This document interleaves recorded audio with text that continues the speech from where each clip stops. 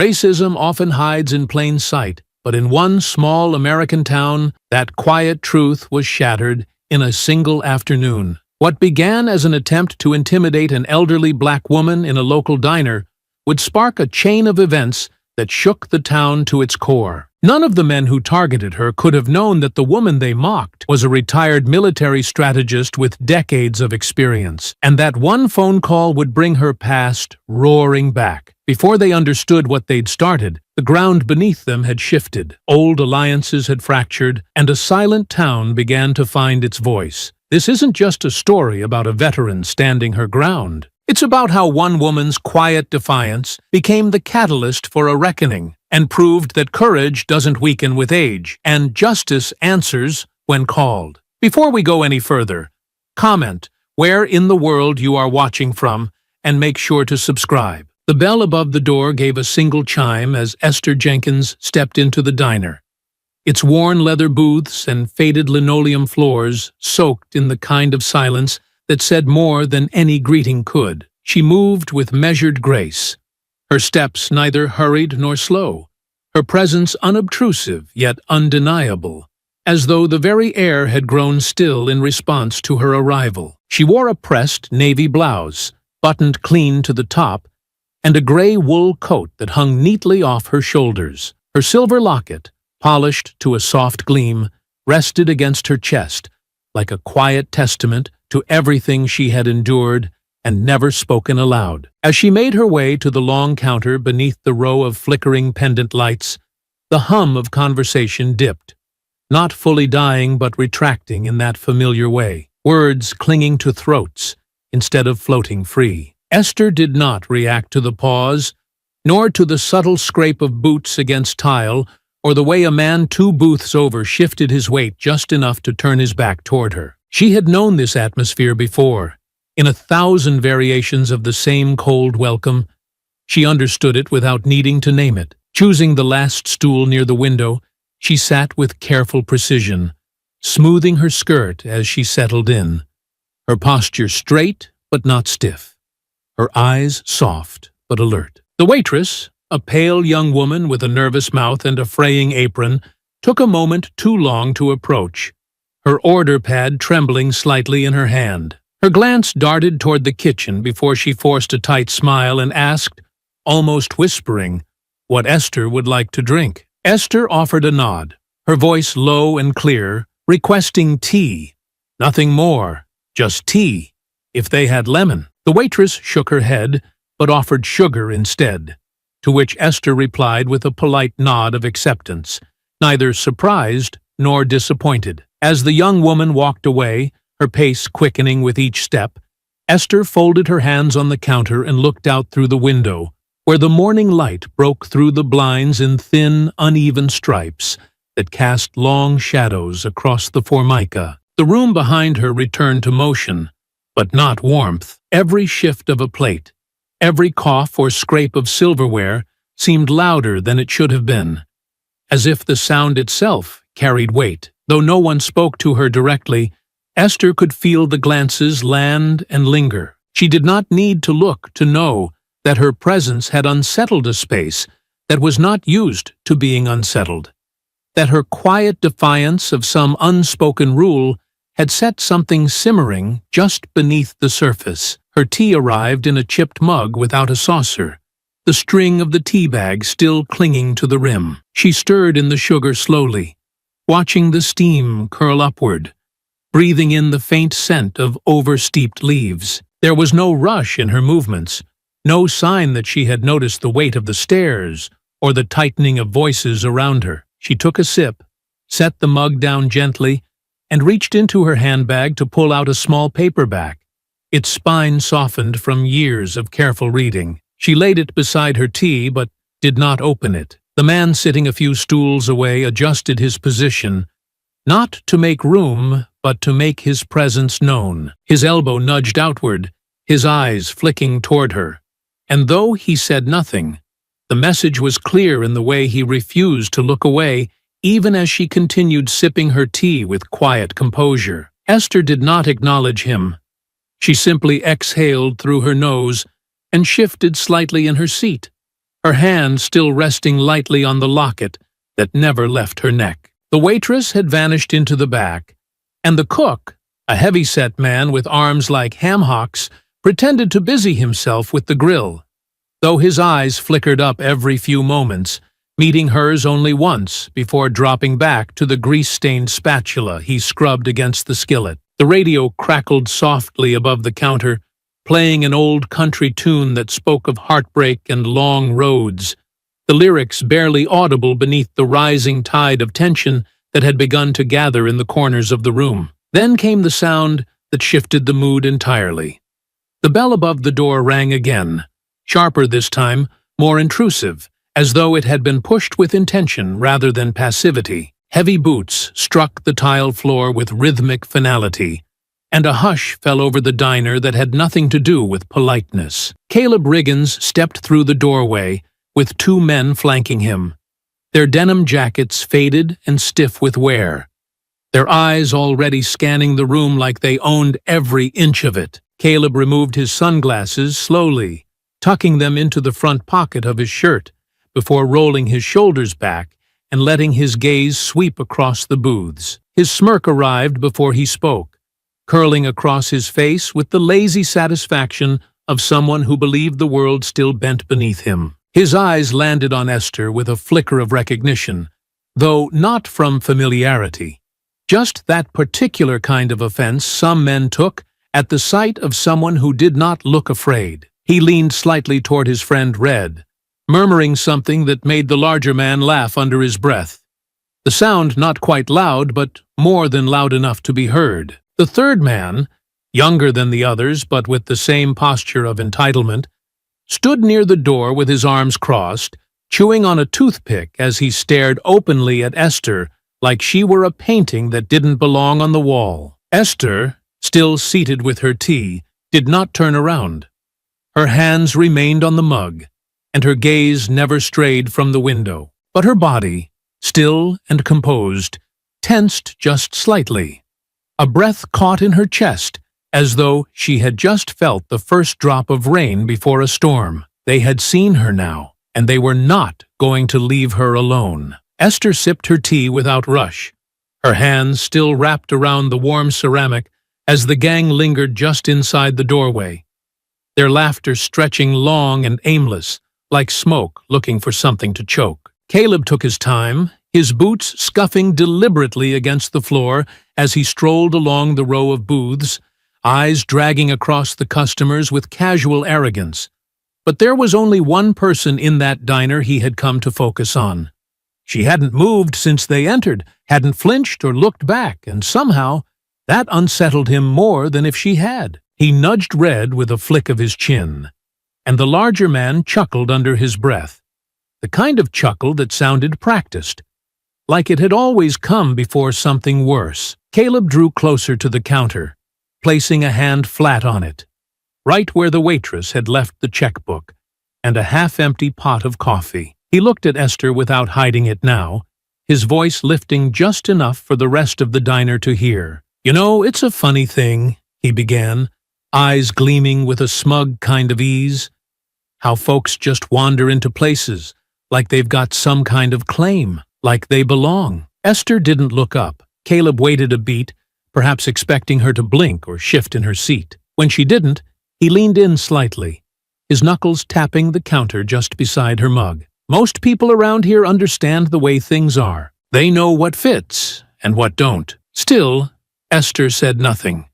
She reached for her sugar packet and quietly poured a second one into her tea. The motion was calm, careful, unbothered. "Guess when you get to be a certain age, you stop remembering what a line looks like," Caleb said, his voice now tinged with mock sympathy. "Or maybe you just think it don't apply anymore." A few of the other customers shifted in their booths. One man glanced at the door like he might leave, but stayed seated, turning his coffee cup in slow circles. No one spoke, no one interrupted. Esther stirred her tea with the small wooden stick, letting the silence settle again. It stretched long enough that Caleb seemed to grow irritated by it, as if the absence of reaction wounded his performance. Red stepped forward and scratched the back of his neck, grinning with a kind of childish delight. She probably thinks we're scared of her, he said, looking past her toward the cook, who remained hunched over the grill, eyes lowered as if hoping to disappear behind a row of sizzling bacon. She probably thinks this place is one of them feel-good cities you read about in the news,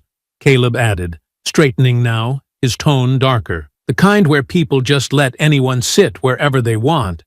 Like history didn't matter. He circled slowly, not too close, but enough to make his presence felt. The third man, younger than the rest, leaned on the back of a booth and scratched his jaw, watching with idle amusement. "Tell me something, Grandma," Caleb said, dropping the pretense of politeness entirely. "You lose your way off the highway, or you just like making people uncomfortable?" Esther took one last sip of her tea, then gently placed the mug down with both hands.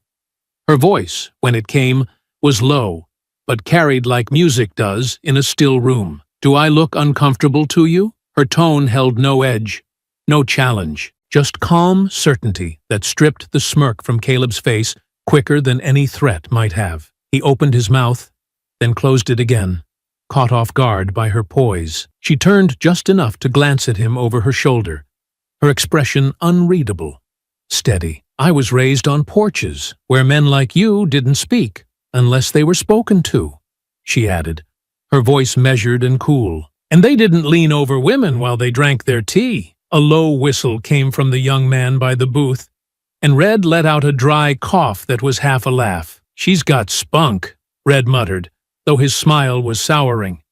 "Ain't nobody taught her when to hush." Esther turned back to her tea and adjusted the book beside it without opening it. Her fingers lingered on the cover, as if to say she had better things to do than trade words with men who thrived on being loud. Caleb stepped back, rubbing his jaw like he was weighing something heavier than pride. "Must be real easy to act high and mighty when you know nobody here's gonna touch you," he said, voice dropping lower. "Because we're polite like that. Because we've got respect for age." He paused, then added with a sneer, "But respect's got to be earned. Not just handed over because somebody lived long enough to turn gray." A moment passed. Esther's hand returned to the mug, lifting it gently, sipping without trembling. "Gray," she said softly, "wasn't given to me either. I earned every strand." The room stayed quiet. More so now, not from fear, but from something shifting, something harder to name. Caleb's eyes narrowed. He didn't understand what it was that unnerved him about her calm, only that it gnawed at something he wasn't used to having challenged. He looked around the room. No one dared look him in the eye. Not the man near the jukebox.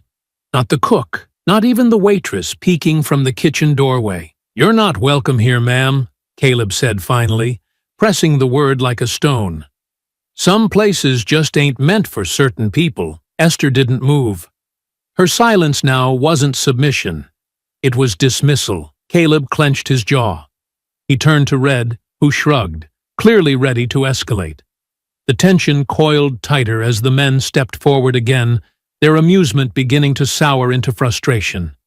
And still, no one said a word to stop them. The air in the diner had grown thick, heavy like it was waiting to break. Esther remained still, her hands resting gently around the rim of the mug, though the warmth had long since faded. She hadn't taken another sip since her last quiet reply, but her fingers remained there as if tethered to the calm she refused to surrender. Her spine stayed straight, her chin lifted with the quiet dignity of someone who had stood in worse rooms than this and walked out of them unbroken. But pride, especially the pride of small men, was not something that endured being outshone, not by a woman, and certainly not by one who bore every mark of what they had spent their lives despising. The laughter that had once accompanied their jeers had thinned to something more dangerous now. Not boisterous, but brittle, as if the silence that clung to the room was daring one of them to make the first crack. Caleb moved first. He stepped closer to the counter, slow at first, but with the controlled gait of someone trying not to appear angry, though his nostrils flared just slightly, and the skin around his jaw had tightened. "You sure do have a mouth on you for someone who got invited to exactly nowhere," he said, his voice low and bitter, each word dropped like a coin with rusted edges. You think folks are supposed to care what you've been through just 'cause you've got wrinkles? He didn't wait for an answer. He didn't want one. Red followed behind him, arms crossed over his chest, and the third man flanked the other side of the counter, boxing her in with presence alone. There was space still, but not enough to ignore the closeness. Esther lifted her eyes just once, meeting Caleb's gaze. Not with defiance, not with anger, but with a gaze so calm, so rooted, it struck deeper than any insult she could have thrown. And that, more than anything she had said before, cut through him. Something in his face shifted, a flicker of humiliation disguised poorly as rage. The diner was silent. The clink of dishes had stopped entirely. The cook no longer pretended to clean the grill. The waitress had not returned from the back. Caleb reached across the counter. His hand brushed against the mug, as if by accident at first, knocking it slightly so that a small trail of lukewarm tea spilled across the counter's surface. Esther moved her hand to steady it, her fingers curling gently around the rim. "Careful," she said, her voice no louder than before, but Caleb's fingers pressed harder. With one sharp movement, he slapped the mug from beneath her hand. The ceramic hit the floor with a crack that echoed like a slap across the room. He splashed against the tile, brown and sticky, shards skidding in different directions. The room froze. The shatter seemed to hang in the air long after the mug had broken. Esther's hand stayed in the air a moment longer before it returned slowly to the counter. Her eyes didn't rise. Her shoulders didn't tense, but the dignity in her stillness had dimmed. Not from fear, but from being forced to remember something she thought she had earned the right to forget. Red snorted behind Caleb, as if proud of the damage. The youngest one chuckled, nudging a shard with the toe of his boot. "She broke it," Red said to no one in particular, though his voice carried easily. "Ain't got no grip left. Guess age does that." Esther lowered her gaze to the tea running across the tile toward her shoes. She pulled her bag into her lap quietly and began brushing a few drops of tea from her skirt with slow, deliberate fingers. The locket around her neck swung gently, catching the light just once before stilling again. Caleb leaned forward, his hand pressing against the counter as he brought his face closer to hers. "You sit there like you got the right to speak above us," he said, voice low but shaking now. "You don't. Not here. You're not owed anything." Esther didn't respond immediately. She reached for a napkin and pressed it gently to the wet ring the mug had left on the counter, folding it with care. Then she looked up, not rushed, not harsh, just steady. Her voice was low, each syllable measured like a toll being collected. "You think breaking that cup broke me?" she asked, nodding slightly toward the floor. "You boys don't know the first thing about breaking someone. I've buried husbands and held dying soldiers in my arms. I've walked through towns with fire behind me and rifles in front. And you think I'm going to blink over a cup of tea?" The silence thickened. Caleb stared at her, mouth slightly open, unsure if it was anger or confusion pressing at his throat. Esther stood then, slow and quiet, the kind of rise that didn't need noise to make it known. She pulled her coat around her shoulders and picked up her handbag. Her fingers moved to the locket and closed around it, her thumb tracing its edge. "I came here for peace. You should have let me have it." She let the words hang for a breath, then leaned just slightly forward, not in aggression, but in finality. "You won't see me again until it's already too late." With that, she turned and walked past them, each step deliberate and unshaken, not hurried, but unyielding. The men parted enough to let her pass, more from surprise than fear, but none of them moved to stop her. She walked out the front door without a word more. The bell jingled behind her, the sound sharp in the silent diner. Outside, the sky was the color of unturned soil, dark and heavy, with the quiet weight of something that had not yet begun, but was already felt in the wind. A slow gust curled through the empty parking lot, lifting the hem of Esther's coat, as she moved toward the bench beneath the great oak tree where the roots pushed up through the earth like the bones of an old body that had never quite rested. She sat down with care, her movements steady despite the trembling that had started in her fingers, not from fear, but from the pressure of memory pushing forward after too many years held still. From her bag, she drew a cloth-wrapped object she hadn't touched in over a decade. Unfolding the faded fabric with delicate precision, she revealed an old flip phone, battered along the edges, the plastic dulled from time, but the keys still firm beneath her fingers. It had been waiting in silence for this moment, buried deep beneath receipts, peppermints, and the habits of peace. She opened it, the screen lighting up weakly in the dusky shade, and pressed the single number still programmed into its speed dial. It rang once, then again, before a voice answered. Rough, low, and marked with that unmistakable weight of age, command, and familiarity. "Esther? They think I'm alone," she said softly, her voice as steady as her heartbeat, though every word carried the weight of a signal flare. They forgot what silence can wake. There was no hesitation. The voice replied, not with concern, but with readiness born from a long slumbering instinct. 15 minutes. She closed the phone, wrapped it again, and tucked it back into the bag. She didn't rise right away.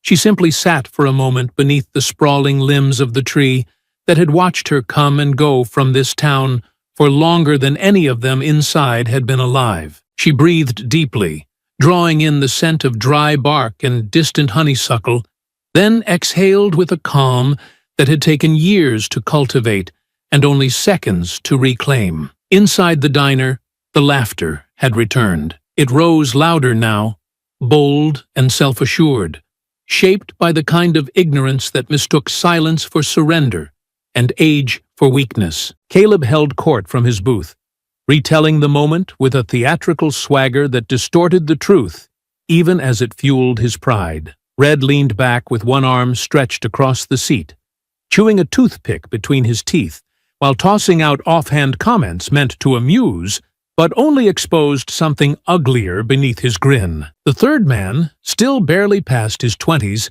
mimicked Esther's quiet voice in mockery, drawing chuckles from a few of the patrons who remained unwilling to look toward the front windows, where the last streaks of light were beginning to fade into something colder. None of them noticed the approach of the vehicle, old and dust-covered, its engine humming low with the muted determination of something that did not need to announce itself to be recognized. The pickup slowed to a crawl near the lot, headlights off. The windows tinted just enough to keep the town from seeing who was inside, until it was far too late to ask questions. The passenger door opened first, followed by the driver's side, and then the back doors, each one swinging wide with a steady rhythm, as if timed to the slow roll of thunder that had begun gathering far beyond the tree line. Walter "Buck" Reynolds was the first to step out. He stood tall despite the age in his joints, his frame broad beneath the wool coat that had seen more countries than most of the men inside had seen counties. He held his cane in one hand, not as a crutch, but as a tool of purpose, the tip striking the concrete in a clean, deliberate cadence that echoed faintly through the air. His eyes swept across the diner's lit windows, taking in the silhouettes moving beyond the glass with the detached focus of a man counting targets, not people. Next came Luther Daniels, quieter in presence, but no less grounded. He adjusted the strap of his old radio satchel and fell into step behind Buck without a word, his gaze narrowed and scanning, already reading the angles of entry and escape. His fingers tapped once against the canvas flap, a habit from long ago, a message that didn't need to be spoken aloud. Gladys Scott followed, her scarf tied neatly beneath her chin, her hair still pressed with pride, and her posture as sharp as it had been the day she'd first put on a medic's uniform. In one pocket of her coat rested the tin of peppermints she always carried, and in the other, a pair of brass knuckles she had never once needed to polish. She moved with a limp now, the result of a fractured leg that had never healed quite right. But every step was sure, every motion balanced by a will that had never dulled. Samir Holmes, towering and silent, brought up the rear. His hands were bare despite the chill, knuckles scarred and thick, and his eyes carried the quiet focus of a man who had known violence well enough to walk through it without noise. He carried no bag, no extra weight, only the long, slow breath of someone who had come ready for whatever was waiting. They crossed the parking lot as one, not in formation, but in a rhythm that had never left them. The bell above the diner door rang with the same tired chime that had greeted Esther, but now it rang like the toll of something final. The moment they stepped inside, the air shifted again. It didn't crash or break. It compressed. The laughter from the booth stopped mid-breath. Red's toothpick dropped to the floor. The youngest of them blinked, his grin faltering. Caleb looked up and found himself staring into a silence more commanding than any shout could have ever been. Esther stood in the doorway behind them, her hands still clasped around her bag, her face unreadable beneath the soft light. She did not speak. She didn't need to. The men who had just entered spoke in the way they stood, in the way they looked without blinking, in the weight of their presence which said, without question, that this place no longer belonged to those who had claimed it through fear. Buck walked to the center of the diner, resting one hand lightly against the counter. His cane tapped once against the baseboard, just enough to remind the floor who was now standing on it. He looked at Caleb, not with anger, not with hatred, but with the same quiet certainty Esther had shown hours earlier. "You touched our sister's tea," Buck said, his voice calm but thunder low. A reminder rather than an accusation. "So now you'll answer to her family." Caleb stood slowly, his mouth parted as if words might come, but none did. Behind him, Red began to rise, but Samir was already a step closer, arms crossed, eyes fixed on his. Esther remained where she was, letting the moment stretch long enough for its weight to settle over every corner of the room. She didn't smile. She didn't gloat. She just waited. Because this wasn't about payback. It was about memory. And memory had finally come home. The silence inside the diner tightened until it felt like the walls themselves were holding their breath. The veterans stood quietly, their feet planted, their eyes calm, but the air around them had changed. Something electric and ancient, now stretching through the tiled floor, through the warped tables and overhead lights. Caleb shifted uneasily beside his booth, his fingers twitching against the laminated edge of the table, though he made no move to sit down or step forward. His eyes moved from Buck's cane to Samir's broad shoulders, to the way Gladys never stopped watching his hands. Then Red laughed. It was sharp, nasal, a sound that bounced against the windows and rang false even to those who might have shared his pride minutes before. "Well, look what we got here," he said, leaning back against the booth with his arms folded across his chest. "A little retirement party showed up. That it? Y'all forget what year it is?" The younger man with the slicked-back hair snorted behind him, nodding toward Esther. "They look like they came straight out of a museum. What you gonna do? Teach us a history lesson?" Caleb smirked, finding comfort in the sound of his people again. "You sure you don't want to sit down before you break a hip? This ain't bingo night, old man." Buck's face didn't change. He adjusted the grip on his cane just slightly, letting the curved handle turn in his palm until the tip faced forward. Samir said nothing. His hands remained loose at his sides, but his feet shifted almost imperceptibly, just enough to change his stance, just enough to begin. "They've still got their Sunday shoes on," Red muttered, clearly emboldened now, "probably gonna throw teacups at us." Gladys finally moved. Not much.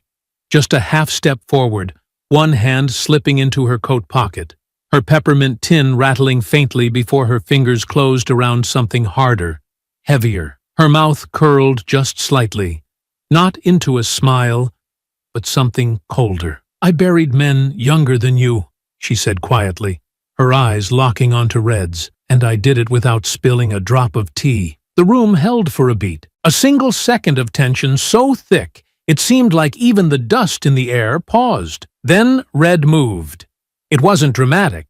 He didn't lunge or shout. It was a shift, a twitch of the hand toward his belt, a pivot of the hip as he stepped forward, maybe thinking he could knock the cane from Buck's hand or shove Luther aside. But that was all the veterans needed. Samir was the first to strike, moving with a speed that betrayed the stillness he had held all along. His leg swept outward, catching Red's ankle and pulling it out from under him just as Buck stepped in, driving the tip of his cane, not as a walking aid, but as a weapon, into Red's knee with a heavy crack that sent the larger man sprawling backward into a booth. Gladys pivoted cleanly, her right hand swinging in a wide, efficient arc that brought her brass knuckles crashing into the side of the youngest gang member's face before he had time to react. He crumpled against the counter with a loud thud, knocking over a tray of silverware that scattered across the tile like thrown coins. Caleb barely had time to move before Luther was on him, his forearm locking tight across the man's neck, driving him backward into the booth with practiced weight. The table shifted violently under their struggle, and 2 ketchup bottles fell to the floor and rolled beneath the stools. The waitress screamed from the back hallway, but didn't return. The cook, still frozen behind the grill, ducked low, too stunned or too cowardly to intervene. Esther remained at the door. She didn't move. She didn't speak. She simply watched. Buck spun as Red tried to rise, gripping the edge of the booth for leverage, his face twisted in shock and pain. Without hesitation, Buck brought the cane around in a clean, horizontal arc, striking Red across the shoulder with a dull, meaty crack that dropped him to one knee. Samir followed it with a stomp that landed squarely in Red's midsection, knocking the wind from him before he collapsed entirely beside the booth. Across the diner, the youngest of the 3 gang members clawed at the counter, trying to regain his footing, but Gladys was already there. She grabbed the back of his collar, slammed his head once into the counter's edge, not enough to kill, just enough to remind him how easily she could have, and then dropped him to the ground like something she was finished with. Caleb struggled beneath Luther's weight, thrashing with all the fury of a man who had never been hit by someone who knew exactly where to strike. Luther's grip held firm, his arm flexing against the man's throat until the fight drained from his limbs. Caleb wheezed, his chest rising and falling like a drowning man, and when Luther released him, he slumped sideways, coughing and gasping, too stunned to speak. No one said a word. The diner was a wreck of toppled chairs and overturned plates, the scent of bacon now mixed with sweat, and the iron tang of split lips. The gang lay in 3 different corners of the room, bruised, broken, gasping, and the only sound was the slow ticking of the wall clock and the low hum of the ventilation fan. Buck exhaled through his nose, stepping away from Red without looking back. Samir rolled his shoulders once, and then crossed his arms again, as if nothing had happened at all. Gladys adjusted her scarf, checked her knuckles, and retrieved the peppermint she had dropped during the strike. Luther stood quietly beside Caleb, watching as the man tried and failed to push himself up from the vinyl booth. Esther, still standing near the door, took one small step inside. She looked at Caleb, not with rage, not with triumph, just with the calm disappointment of someone who had warned a fool and been ignored. She didn't need to speak. Her silence now rang louder than all their laughter had before. Caleb stumbled as Luther released him, his knees buckling beneath the weight of exhaustion and disbelief. He dropped against the booth, dragging his arm across the table as though trying to balance himself, his breath ragged, his voice stuck somewhere between a curse and a cough. His chest heaved with the sound of pride being forced out through cracked ribs. Red groaned from where he lay against the floor, one hand wrapped tightly around his side as he spat blood across the tile, his eyes flicking wildly from one veteran to the next, as if still searching for the moment they had turned from senior citizens into trained destroyers. His face had lost the smirk. The swagger melted away into something quieter, something bitter and scared. The youngest, barely more than a boy, tried to crawl toward the entrance, but Gladys cut him off without a word. Stepping over a shattered salt shaker and pinning him with her boot just between his shoulder blades. She didn't apply pressure. She didn't need to. The point had already been made. Luther helped Buck upright, not out of necessity, but with the familiarity of men who had fought back-to-back in tighter spaces than this. Buck nodded once in thanks, then reached down to collect his cane, tapping it once against the floor before pointing it toward the exit. "They're not done," he muttered, low but firm. "Get them outside." Samir moved immediately, not with violence, but with command. He reached down, grabbed Red by the collar, and lifted him to his feet in a single motion that made the man gasp. Red swung an elbow out of reflex, but Samir caught it in midair and twisted it gently behind his back until Red cried out in pain and stumbled forward toward the door. Gladys let her foot slide off the boy's back, then hauled him up by the scruff of his jacket, like a mother dragging a misbehaving child from Sunday service. He struggled at first, but one look into her eyes, still calm and cold, was enough to end the fight in his limbs. He walked, limped. Luther, without needing to speak, placed one hand on Caleb's shoulder and guided him out of the booth. Caleb tried to resist, but his legs were weak, and his breath came in shallow bursts. Every movement now betrayed his pain, the sharp twist of his ribs, the subtle hunch in his posture, the way his right arm clung protectively to his side. They pushed open the diner door, not with ceremony but with weight, and the cold evening air rushed in to meet them. The bell above the door gave another soft chime, though now it sounded more like a final note than a greeting. Outside, the fading daylight caught the scene and made it burn. The parking lot, still scattered with dust, became a stage. A handful of townspeople had gathered near the gas station and across the street, some drawn by the noise, others by intuition. No one stepped forward.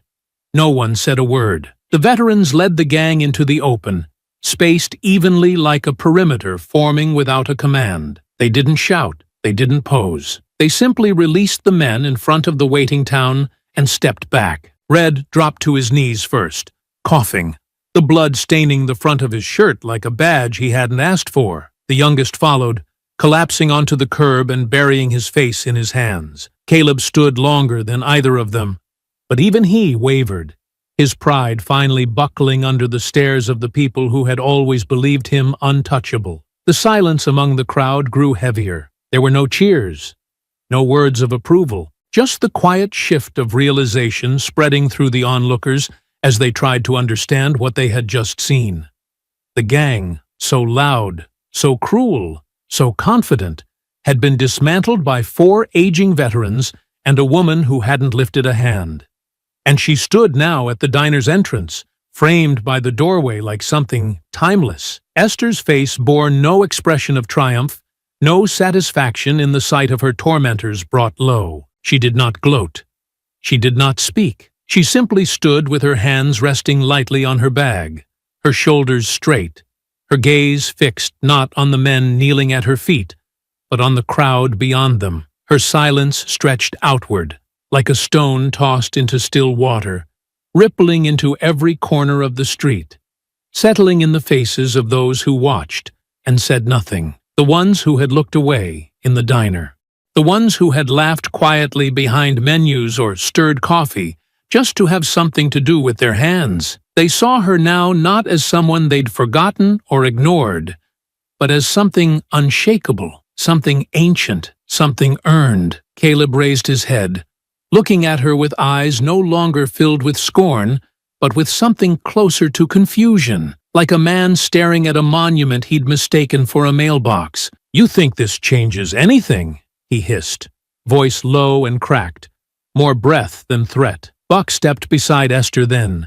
his cane planted firmly in the gravel, his gaze steady on Caleb's broken frame. "It already has." Esther said nothing, and it was louder than any warning Caleb had ever given in his life. Across the street, an old man who ran the hardware store turned and walked back into his shop without a word. A young woman holding a grocery bag shifted her weight, her mouth parting as if to speak, then thinking better of it. Others lingered, unsure of what to do with the new truth they had witnessed.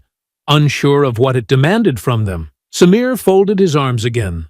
Luther adjusted the strap of his satchel. Gladys finally unwrapped her peppermint and slipped it into her mouth, the scent of mint rising faintly into the air. The gang had been broken, not just physically, but publicly.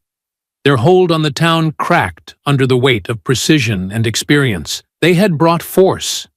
They had found discipline. Esther stepped out onto the curb, her shoes finding the edge of shadow and light. The sky above had darkened, the first hints of night blooming slowly across the horizon, and with it came a different kind of silence, the kind that follows a reckoning. She did not look at the men on the ground. She looked past them, because this was not the end. This was only the first reply. That night, the wind crept low over the rooftops and down the narrow streets like a rumor passed from one shuttered window to the next, brushing dust across the curbs and rattling the metal signage that hung above the closed shops lining the main road. Though the stars hung high above the town, casting their pale light across the cold pavement, they brought no comfort. The quiet that had settled after the diner fight was no longer the hush of a resolved moment, but something tighter, more brittle, like breath held too long in lungs already aching for release. Inside a dimly lit garage on the edge of town,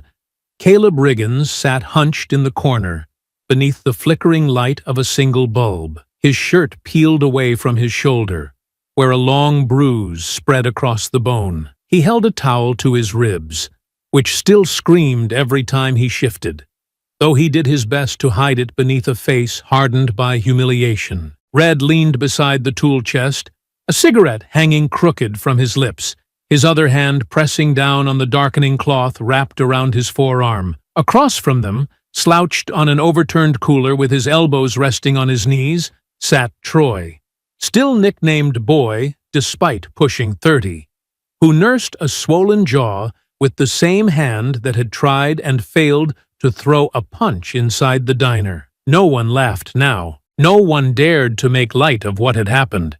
The veterans had not shouted, had not rushed, had not warned.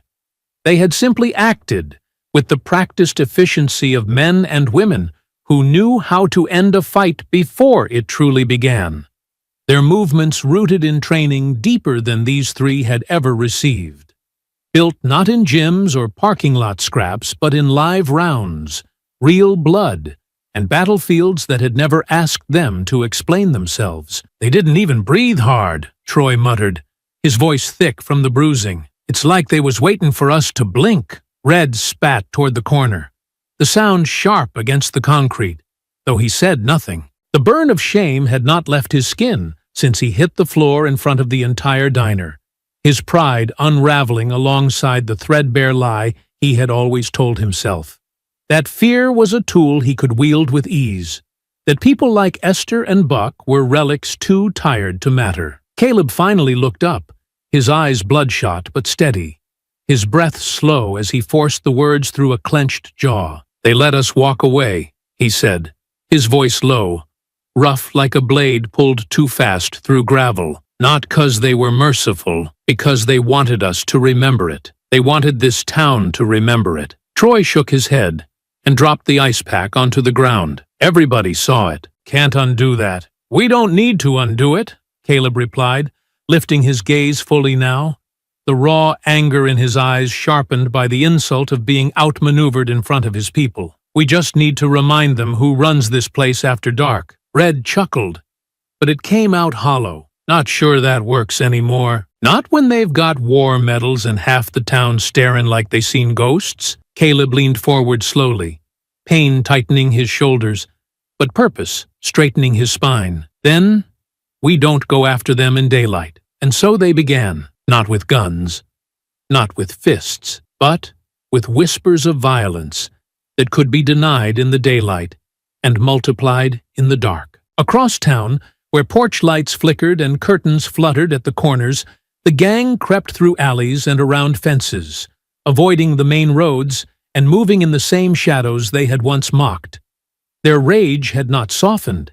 It had distilled into something colder, something calculated. By midnight, A fresh coat of spray paint had soaked through the side of Samir's garage, thick red lines carving crude shapes, hateful symbols slashed across brick and tin like open wounds. On Luther's truck, all 4 tires had been sliced open, and the windshield had been cracked clean through, spidering out from the center where a cinder block had left its quiet message. Gladys awoke to the sound of breaking glass, and when she stepped into her back porch, with her robe still cinched tight around her chest, she found her planters overturned, her porch windows shattered inward, the scent of earth and shattered blossoms seeping into the wood beneath her feet. At Esther's home, the garden had been stomped flat, rows of collard greens and azaleas crushed beneath bootprints, and scrawled across her front gate, in dripping black paint that had barely dried by dawn,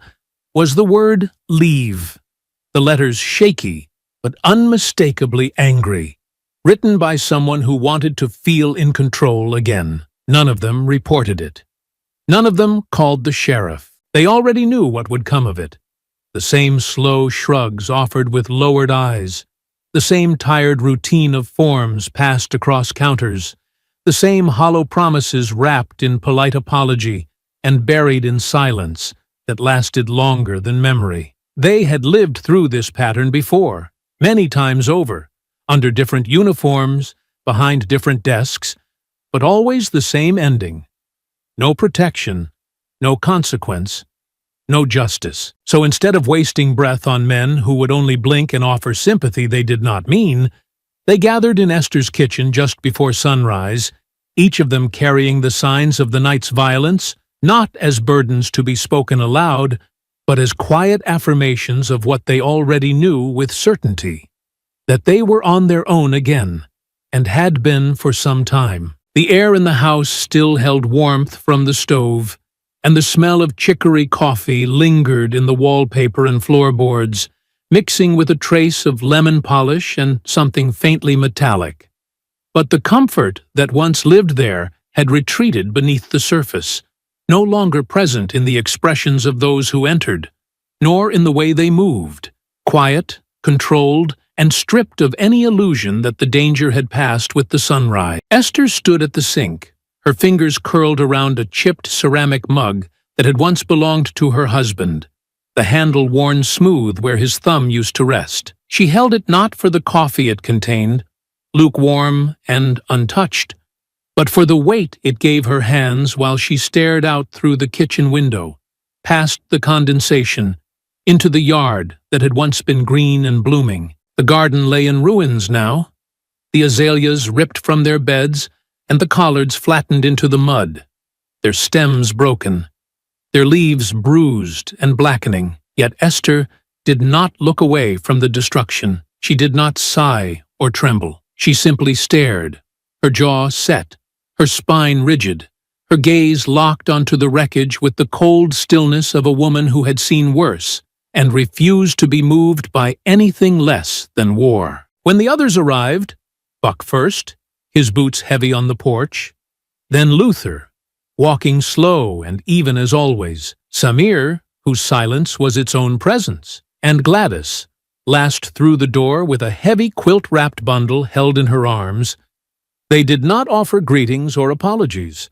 Esther didn't expect them to. She gave them a single nod, nothing more, then placed the mug gently on the counter with a soft ceramic clink and turned toward the back door, her hand brushing the frame as she moved through it. They followed without hesitation. Outside, the sky was still dim, a thin orange band stretching across the horizon like the seam of something just beginning to tear. The grass was damp beneath their feet, mottled with dark patches of torn earth, and the air smelled faintly of crushed flowers and wet iron. The shed at the far end of the yard looked like any other, a simple wooden structure with a sagging roof, paint curling from the boards, and rust tracing the hinges like veins. The padlock on the door was more decoration than defense, long since oxidized and loose on its loop. Esther moved to the wall beside the door, reached behind a familiar brick, and pulled out a small iron key. The motion was precise, unhesitating, as though her fingers had never forgotten the weight or the shape of what they were about to unlock. She inserted it into the latch, turned until it clicked, and pushed the door open, the hinges letting out a low, aching groan that seemed to protest the hour. Inside, the air was cooler, shaded from the morning light, and thick with the scent of aged wood, spilled soil, and rusted metal. Along one side of the shed were bags of feed, a broken shovel, and several flower pots stacked beside a wheelbarrow whose wheel no longer turned. But Esther moved past all of it to the corner, where a piece of plywood lay slightly raised beneath an old crate. She shifted the crate aside and crouched slowly, her knees stiff but her focus undeterred, then lifted the panel to reveal a concrete slab, smooth and gray, with a small recessed ring bolted into its center. She tapped her foot twice against the edge, not out of habit, but as signal, then pressed her palm against the concrete's worn surface, letting her weight push down until a soft mechanical click echoed beneath them. The trapdoor groaned as it released, lifting slightly at one corner, and Esther stepped back, letting the others see what had been kept hidden. Below was a narrow staircase, cut into the earth and framed by cinder-block walls, the color of packed ash. The air that drifted up was cool and dry, tinged with the scent of dust and oil, but not decay. This was not a forgotten place. A single pull chain hung just inside the stairwell, and when Samir reached for it and gave it a gentle tug, the bulb at the base flickered to life with a slow hum, casting long shadows down the steps. One by one, they descended, not slowly because of age or injury, but with the quiet gravity of those returning to a place that had never truly let them go. There was reverence in their steps, the kind reserved for sanctuaries built not of prayer, but of purpose. The safe house beneath the shed was small, but prepared. Every corner had been maintained, every item preserved like a memory too vital to lose. Along the far wall, rows of tools sat arranged in careful order, their metal still clean and their handles wrapped in tape that had never peeled. Beside them, folded maps of the town were protected in sealed plastic covers, each one marked with red ink and fine thread. Old routes, supply paths, safe zones, and alternate exits.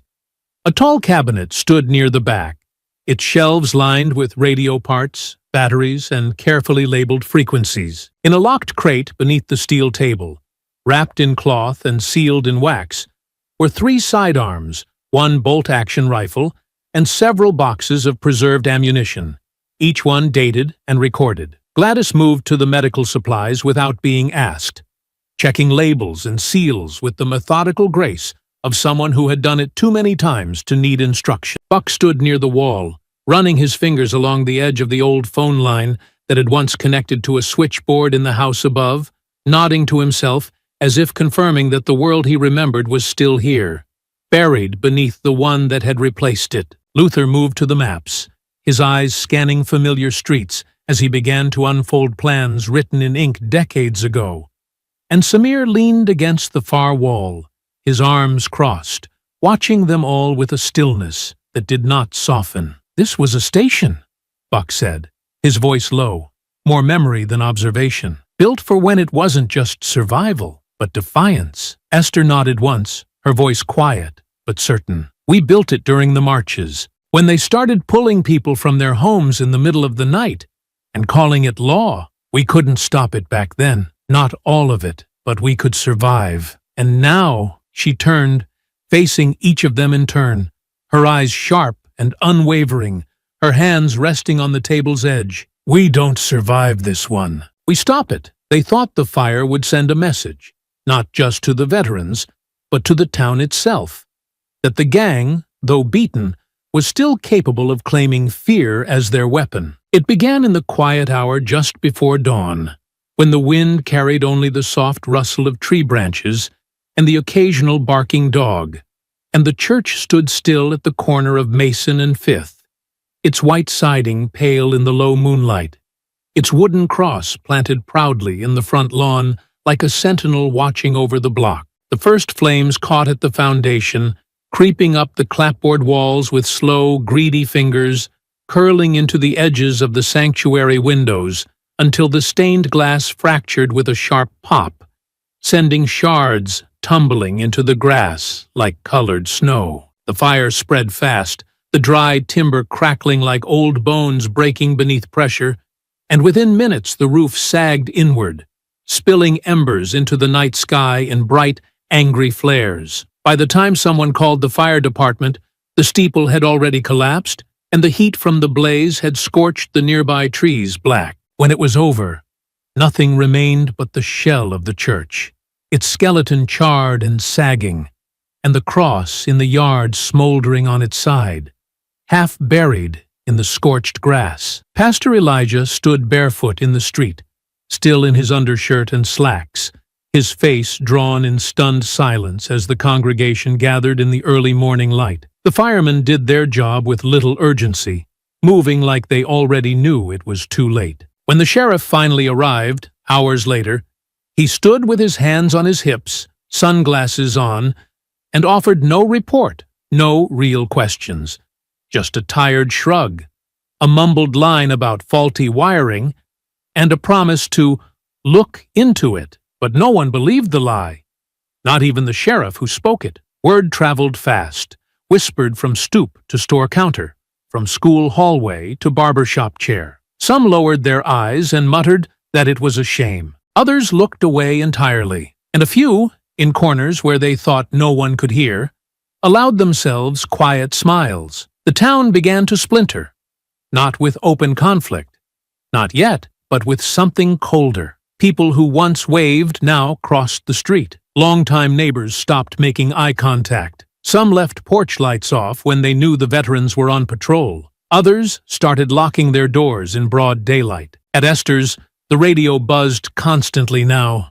A low hum of static and coded check-ins passed between Luther's modified units. Buck had taken control of route assignments, coordinating patrols through the blocks most vulnerable to drive-bys or silent attacks. Samir led the installation of cameras purchased with pooled retirement checks, mounting them high into the corners of buildings, threading power through back walls and hidden panels. Gladys reinforced the windows at the community center, bolting thick wood beneath the outer trim and layering mesh beneath the glass, while teens from the neighborhood followed her instructions with solemn hands and quiet reverence. They weren't preparing for rumors. They were preparing for war. Each corner was charted, each alley assigned, each porch light tracked by whether it remained lit through the night or flickered out just after the patrols passed.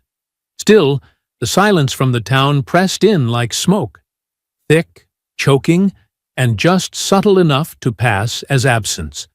So Esther decided it was time to speak. The town meeting was held that Thursday, just after sunset, in the old high school auditorium where generations had once gathered to watch spring plays and fall debates. The folding chairs creaked beneath the weight of too many years and too much silence, and the stage lights cast long shadows across the far wall. The air was thick with a hush that wasn't quite tension, but wasn't far from it. Some came out of obligation. Others came to be seen. A few came because they were afraid and didn't know which direction the fear was supposed to face. Esther stood at the podium, dressed in her Sunday best, her locket gleaming softly beneath the lights, her hands resting firmly on either side of the worn wood, like she was holding up the weight of something far older than the town itself. She didn't speak right away. She let the silence fill the room until it became a mirror, until everyone who had tried to ignore the fire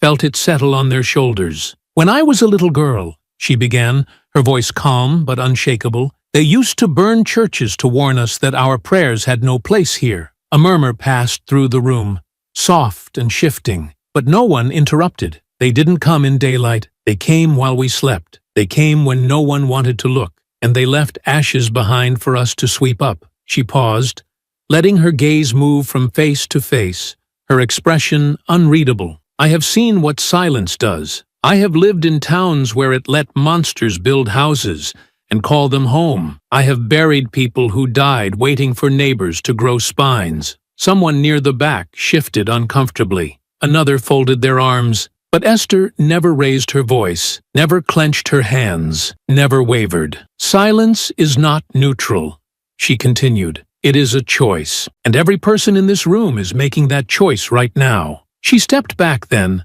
letting the weight of her words sink into the floorboards, and returned to her seat without fanfare, without applause. For a long moment, no one said anything. Then, slowly, a few people began to nod. Not all, not many, but enough. The meeting ended without a resolution, without a vote, without even a motion. But something had shifted, however slightly. The silence was no longer complete. A crack had formed, and through it, the faintest sound of something else began to stir.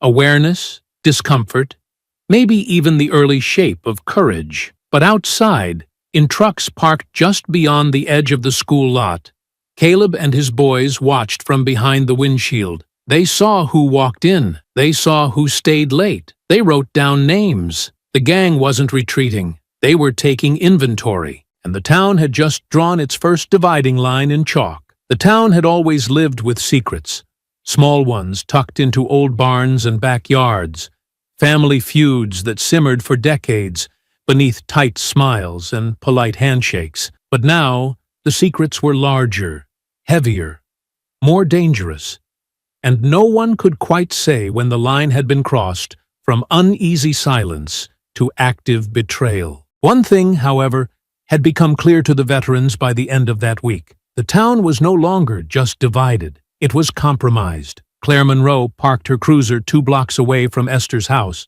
cut the engine, and walked the rest of the distance with her badge tucked out of sight, and her radio turned off. She had not told the sheriff where she was going, and she hadn't written it down anywhere official. The decision to knock on Esther's front door wasn't one she had made lightly, but something about the fire, the silence that followed it, and the unspoken shift in the way people avoided each other on the street had unsettled her enough to stop waiting for someone else to do something. She found Esther in the backyard, standing at the edge of what used to be her garden, the soil still bearing the bruises of boots and the withered remains of crushed plants curling beneath the morning sun. Esther didn't turn when Claire approached. She waited, still as stone, until the younger woman cleared her throat gently. "I'm not here to cause trouble," Claire said. "I'm just here to talk." Esther didn't move right away, but when she finally turned,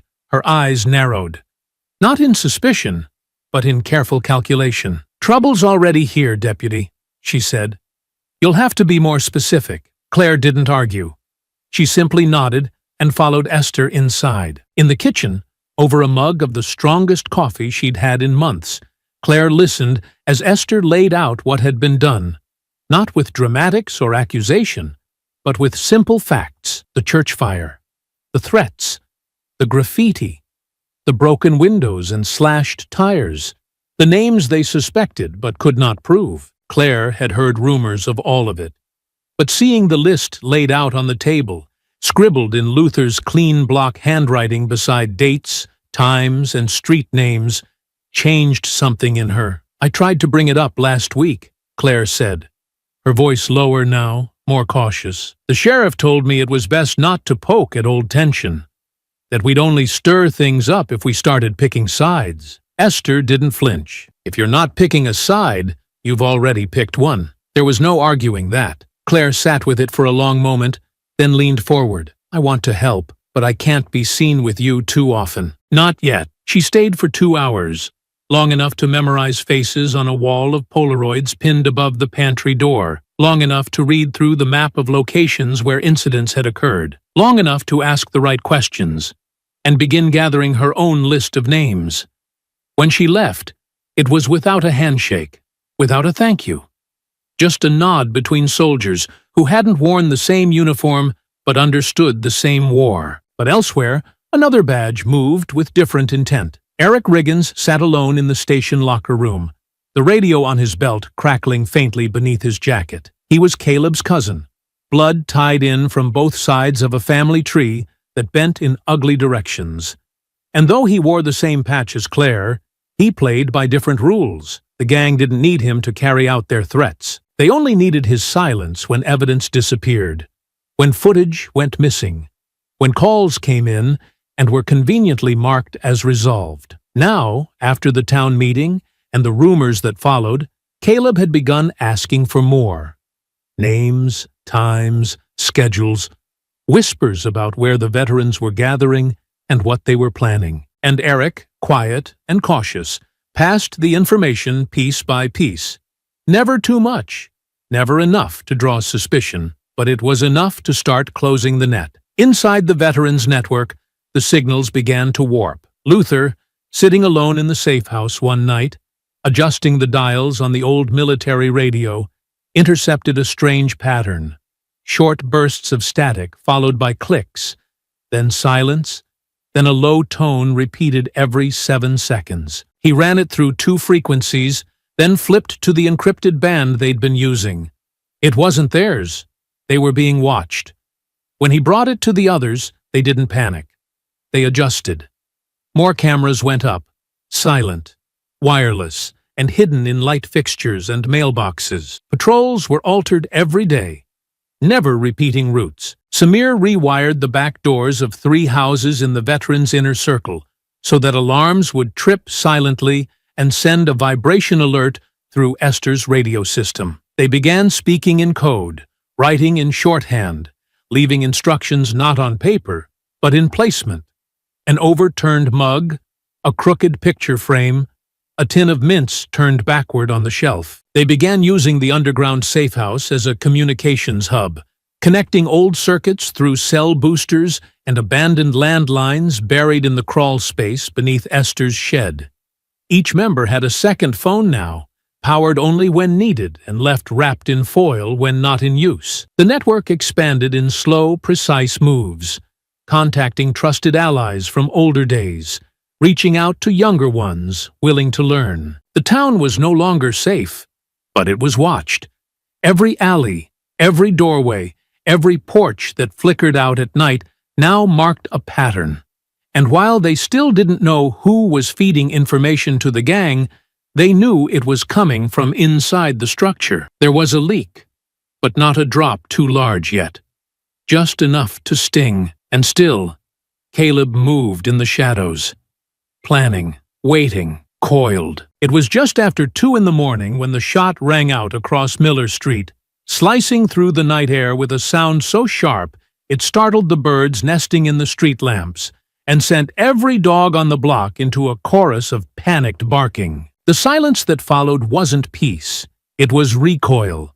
The air itself pulled tight as the echo faded, leaving only the thud of a body hitting the ground and the soft whimper of a wounded breath trying to stay steady. Samir had been walking his patrol route, same time he had for the past 3 nights, moving in the blind spots between cameras and windows, his footfalls measured, his head on a slow swivel. He wore his old tactical vest beneath a coat too thick for summer, but necessary now, because they knew the gang had escalated. What he didn't know was how far they'd come. The bullet hit just below the ribcage, tearing through muscle and dropping him to one knee, but it was the second shot, clean, measured, just a hair too high, that told him this wasn't panic fire. This was a marksman, someone with training, someone who had waited. He didn't scream. He didn't panic. Samir dropped flat, rolled behind a trash bin, pressed both hands to the wound, and reached for the encrypted radio clipped to his side. Blood poured fast, pooling beneath him as he relayed 2 words. Just 2, but enough. Contact. South. Esther's voice came back within seconds, calm, clear, already moving. They reached him in under 6 minutes. Luther first, then Buck and Gladys behind him, moving like a machine that had been tested too many times to fail now. The shooter was gone, vanished into alleyways mapped by memory and reinforced with familiarity. But the message had been sent. This was no longer street-level intimidation. This was military precision. Timed ambush. sniper position, trained hands, and cold intent. They got Samir to the safe house and stabilized him, the underground room turning for the first time from strategy hub to emergency triage. Gladys worked silently, her hands bloodied but steady as she stitched and pressed and whispered old prayers beneath her breath. Esther stood above him the whole time, her expression carved in stone, her fingers wrapped around the edge of the table until the veins showed white through her skin. He would live, but barely. And they all knew it now. The gang was no longer improvising.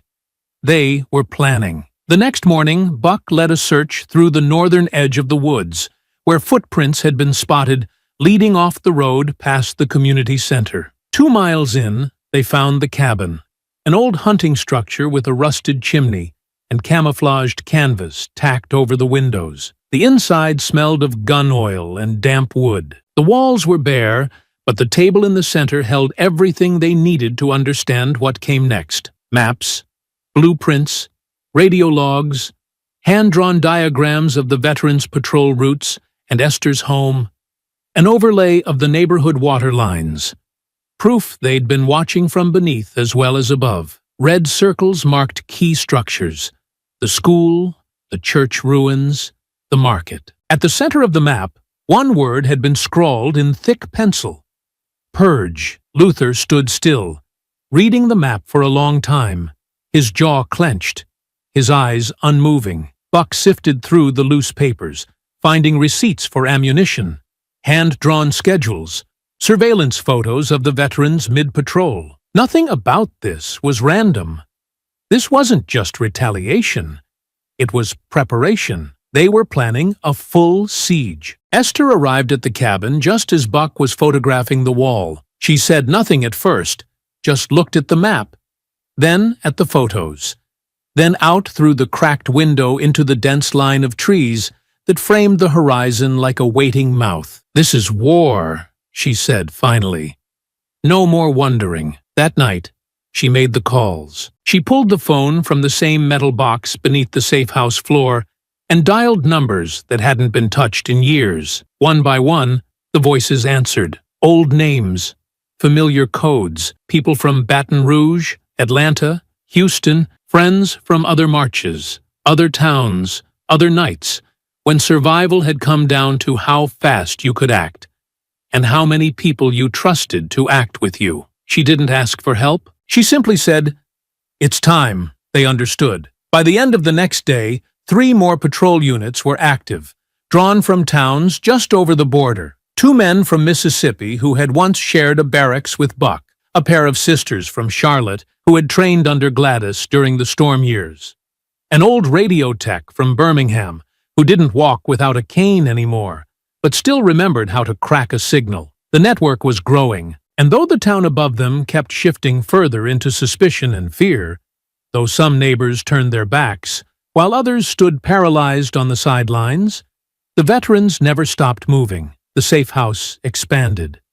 Routes multiplied. Watch posts were added to the old water tower and the church bell that hadn't rung since the fire. A second layer of cameras went in. Infrared, motion-triggered, time-lapsed. They kept every feed off-grid, every cable hidden, every rotation unpatterned. They didn't wait for approval. They didn't ask for permission, because Samir had nearly died for walking his own street. And now they knew without question that the next time it wouldn't be an ambush. It would be an assault. Gladys had always been quiet in her watching, deliberate in her noticing. It was a habit carved from decades of tending to wounds before soldiers even admitted they were in pain, of pulling truth from the tension in someone's walk long before they gave voice to it. So when Buck winced during morning drills, just a flicker in the lines around his eyes, a slight favoring of his left side when standing from the bench, she didn't say anything. Not the first time, not even the second, but by the third time, when he grunted softly while lifting a crate and tried to pass it off with a joke about getting soft, she put down her own pack and followed him. She waited until they were alone in the side corridor of the safe house, just beyond the reach of the others, where the cement floor met earth and the light bulb overhead hummed with a steady flicker. He was bent slightly at the waist, resting one hand on the wall, his cane balanced against the opposite knee. His breath was controlled, but not steady. "You're hiding something," she said plainly.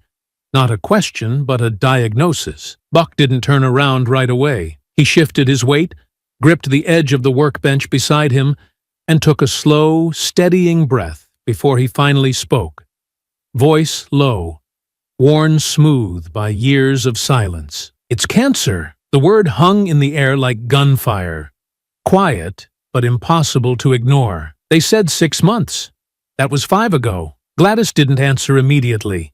She stepped forward until she stood beside him, close enough to feel the heat coming off his skin, the slow tremor beneath his stillness. He turned finally and met her gaze.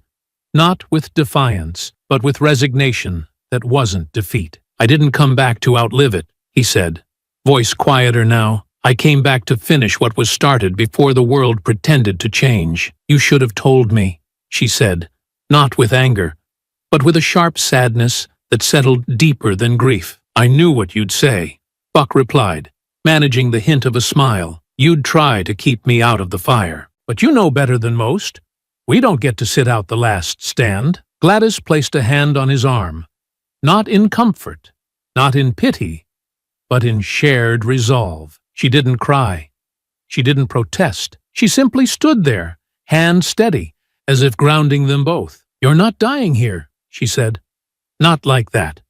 You'll die standing, if you must, but not before we make this right." And with that, they returned to the table, together, where Esther was waiting. Meanwhile, across town, Claire Monroe sat in her cruiser beneath the shadow of the abandoned train station, her face lit by the pale glow of her dashboard as Eric Riggins leaned casually against the driver's side door, his boots crunching gravel with every slow, measured shift of weight. She had invited him for coffee, off-duty, no uniform, no clipboard, just 2 colleagues with a shared badge and 1,000 unspoken assumptions. The recorder was hidden beneath the steering column, just within reach, its light blinking red. She didn't bait him.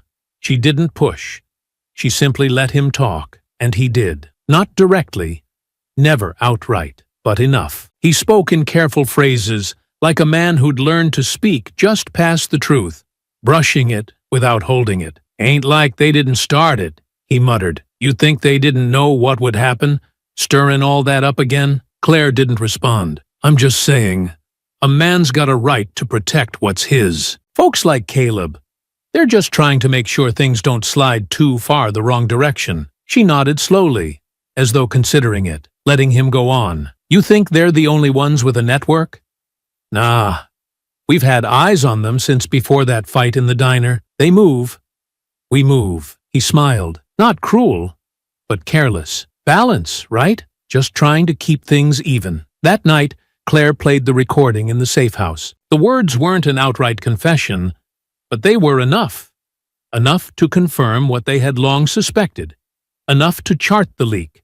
Enough to set the next step in motion. Luther drew the plan out in tight black strokes across the chalkboard wall. A staged strategy session, positioned at the old utility depot near Hollow Bridge, a site just outside the grid where signal could still be intercepted. It was unsecured, deliberately sloppy, the perfect bait. The fake meeting went live at 8:03 p.m. Claire whispered it into the radio line Eric had passed to the gang a dozen times before. By 9:27, 2 vehicles rolled up the back path of the depot, headlights off, tires slowed, doors easing open before the engines even cooled. 4 men emerged, armed, deliberate, moving with that quiet, ugly confidence that came from thinking they were catching someone unaware. But the building was empty. What wasn't empty was the sky above them, where one of the new infrared drones, silent, hovering, invisible in the darkness, tracked each movement, logged every face, every angle of approach, every license plate, every name. They had come for an ambush, but they had walked into a ledger. The timing matched. Eric had gone off duty 20 minutes before the trucks moved. The access code he used to pull his cruiser log was the same one used to reroute a street camera near the school. Claire matched it. Luther confirmed it. Esther listened to the sequence twice before she nodded. They wouldn't confront Eric. Not yet. They would let him play his part a little longer. Feed him controlled data. Watch how the gang moved. Measure the pace. Follow the flow. Because now they knew the shape of the network. And they were going to use it to pull Caleb into the light, one step at a time. And when he finally reached for what he thought was victory, when he thought he had them exposed, they would be waiting. Not behind him, but all around. They knew how the gang thought. That was the advantage age gave them, not just experience in tactics, but the patience to see beyond impulse. They understood that pride, when bruised, became reckless. And if they handed the gang an opportunity to reclaim control, the bait would be taken without hesitation. So they planted the story.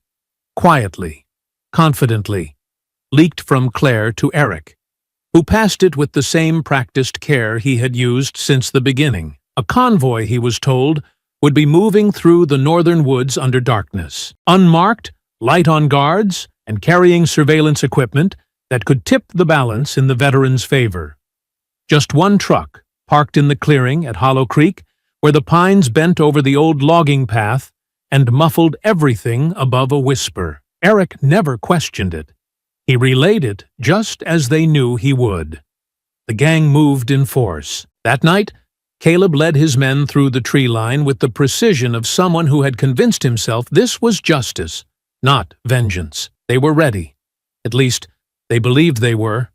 Weapons primed, flashlights blacked out, vehicles left behind to avoid engine noise. 12 men crept through the trees with radios at their hips and sweat clinging to their brows, their confidence buoyed by the idea that they were about to cut the head from a snake. At the center of the clearing, just as described, sat the truck. Dusty, idle, its headlights dark, and its windows rolled down as though someone had left in a hurry. They spread out, forming a perimeter. Caleb and Red approached first, signaling the rest to hold their ground while they cleared the cab. Red opened the driver's side door, weapon raised, eyes scanning the interior. Nothing, not a soul, not a sound, just the faint rustle of pine needles underfoot. Then came the first hiss. It was soft, almost delicate, the pop of a canister released from a tree branch overhead, followed by a stream of thick white smoke that curled down like fog kissed with firelight. Then another, and another. 4 canisters, each placed in perfect triangulation around the clearing, began to flood the woods with a choking, vision-stealing fog. Within seconds, the men were silhouettes in a storm, waving hands and calling names, their voices swallowed by confusion and cloud. They never saw the veterans coming. Buck moved first, slipping through the smoke like he'd rehearsed the route 100 times.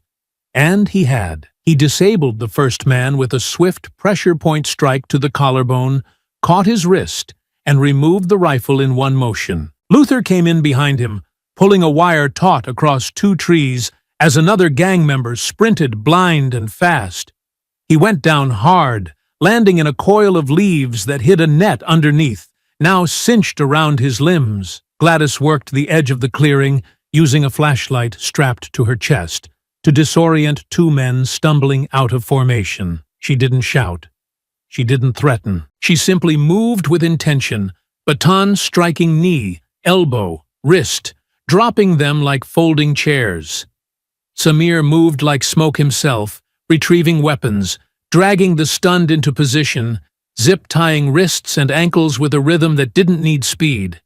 It only needed certainty. None of the veterans carried live rounds. That was never the point. They disarmed, they disabled, they dismantled, and in under 5 minutes, the clearing fell silent again. This time with the echo of a lesson well taught. Those who weren't captured ran. Some tripped over their own men. Others tossed their weapons and disappeared into the trees. Caleb shouted once, a low growl of rage that echoed off bark and branch. But even he knew this was not the moment to make a final stand. He retreated, dragging Red with him, breath shallow, shirt torn, pride ripped clean from his chest. The veterans did not follow. They didn't need to, because the message had landed. But victory never came without cost. As they returned through the southern path, their boots heavy with sweat and the drag of adrenaline fading, a strange light began to glow against the sky. Pale orange, too high and too wide for sunrise. Luther was the first to recognize it for what it was. Samir ran ahead. The others followed, faster now, feet pounding soil as the scent of smoke hit the air. By the time they reached Esther's home, the fire had already claimed half the roof. The windows glowed like furnaces, flames dancing through the parlor curtains, licking at the porch swing and blackening the trellis where her azaleas once bloomed. The front steps were splintered, and her garden, what remained of it, was now only ash. Esther didn't cry. She stepped forward, jaw clenched, fists tight, eyes fixed on the silhouette of her house against the firelight. But when she tried to walk toward it, Buck was already there. He moved in front of her and held her by the shoulders, not with force, but with steadiness. "You can't go in," he said quietly, firmly. "They're in there," she whispered. "My family, my history, They burned your walls," he said. Voice low, voice steady, voice clear enough to reach through the flames. "But not your fight. We still have that." He turned her gently as the roof caved inward with a moan, a spray of embers arcing into the night. "They can't burn that." Esther stood still, her breath shivering at the edge of her ribs, her silhouette outlined by the fire that consumed everything she had built. Then she nodded once, small, sharp, and final. They could take her house. They could not take her war. The fire didn't end the fight. It sharpened it. By morning, the veterans no longer spoke in terms of defense. There were no more perimeter drills, no more warnings passed along porches, or cautionary glances cast at the edges of gatherings. Esther's house, once the heart of their quiet resistance, had burned to the ground, and with it went the last thread of pretense that this war could be won with dignity alone. Something in the smoke had stripped the hesitation from their bones, and now every action moved with the quiet, furious rhythm of resolve, turned inward. They began with the vehicles. 3 trucks belonging to known gang members were found disabled in the lot behind the diner. Their fuel lines had been slit with surgical precision, tires flattened, tracking devices affixed beneath the rear bumpers, small black nodes wired with batteries, untraceable except by the hands that had placed them. Luther had spent the night calibrating the signals with Claire's borrowed equipment, mapping every route the gang used from their cabins to their drop points. Within 2 days, the veterans had eyes on every movement. Claire funneled what she could to federal channels. Quietly, through old contacts, she trusted more than her badge. Names, faces, connections to hate groups and rallies in other counties, damning records, archived posts, old assault charges buried by friendly judges. It wasn't fast justice, but it was a rope now tightening around necks that had gone unchecked for too long. Every name placed on a watch list meant one less place to hide. Every leaked photo online, men saluting flags no longer flown in public, grinning beside burning signs, faces caught on camera during defacement, eroded the illusion of control they had wielded in the town for generations. But not all the work could be done from behind a screen. It was late afternoon when Esther found herself standing in the tall grass behind the Reynolds barn, the sun low enough to set shadows reaching across the earth like hands. She had gone alone, not because it was wise, but because she had needed air, needed the silence of a place not filled with whispers and radio static. She was planting a second tracker beneath the grain silo when the sound reached her. Short, fast bursts of spray paint hissing into silence, the sharp click of a can shaken behind the west wall. She moved slowly, hand resting on the edge of the barn, boots quiet in the dirt. When she stepped around the corner, the figure didn't notice her at first.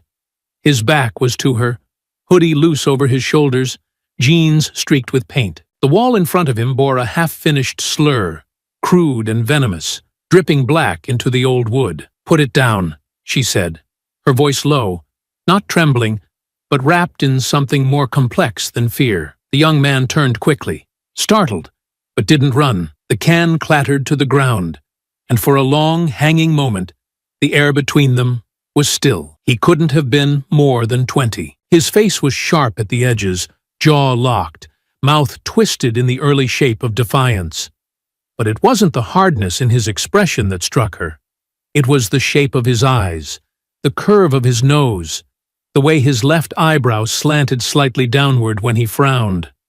Something deep in her memory stirred like dust rising from an unopened drawer. Then her voice cracked, not with weakness, but with recognition. "Marcus?" The name hit the air like an old bell, long unused, still echoing. His stance shifted, not quite a step back, not quite a flinch. She took a breath, steadying the tremor in her hands. "Marcus Isaiah Hill. Your mother's name was Janine, my sister. You were taken when you were 9. He didn't answer.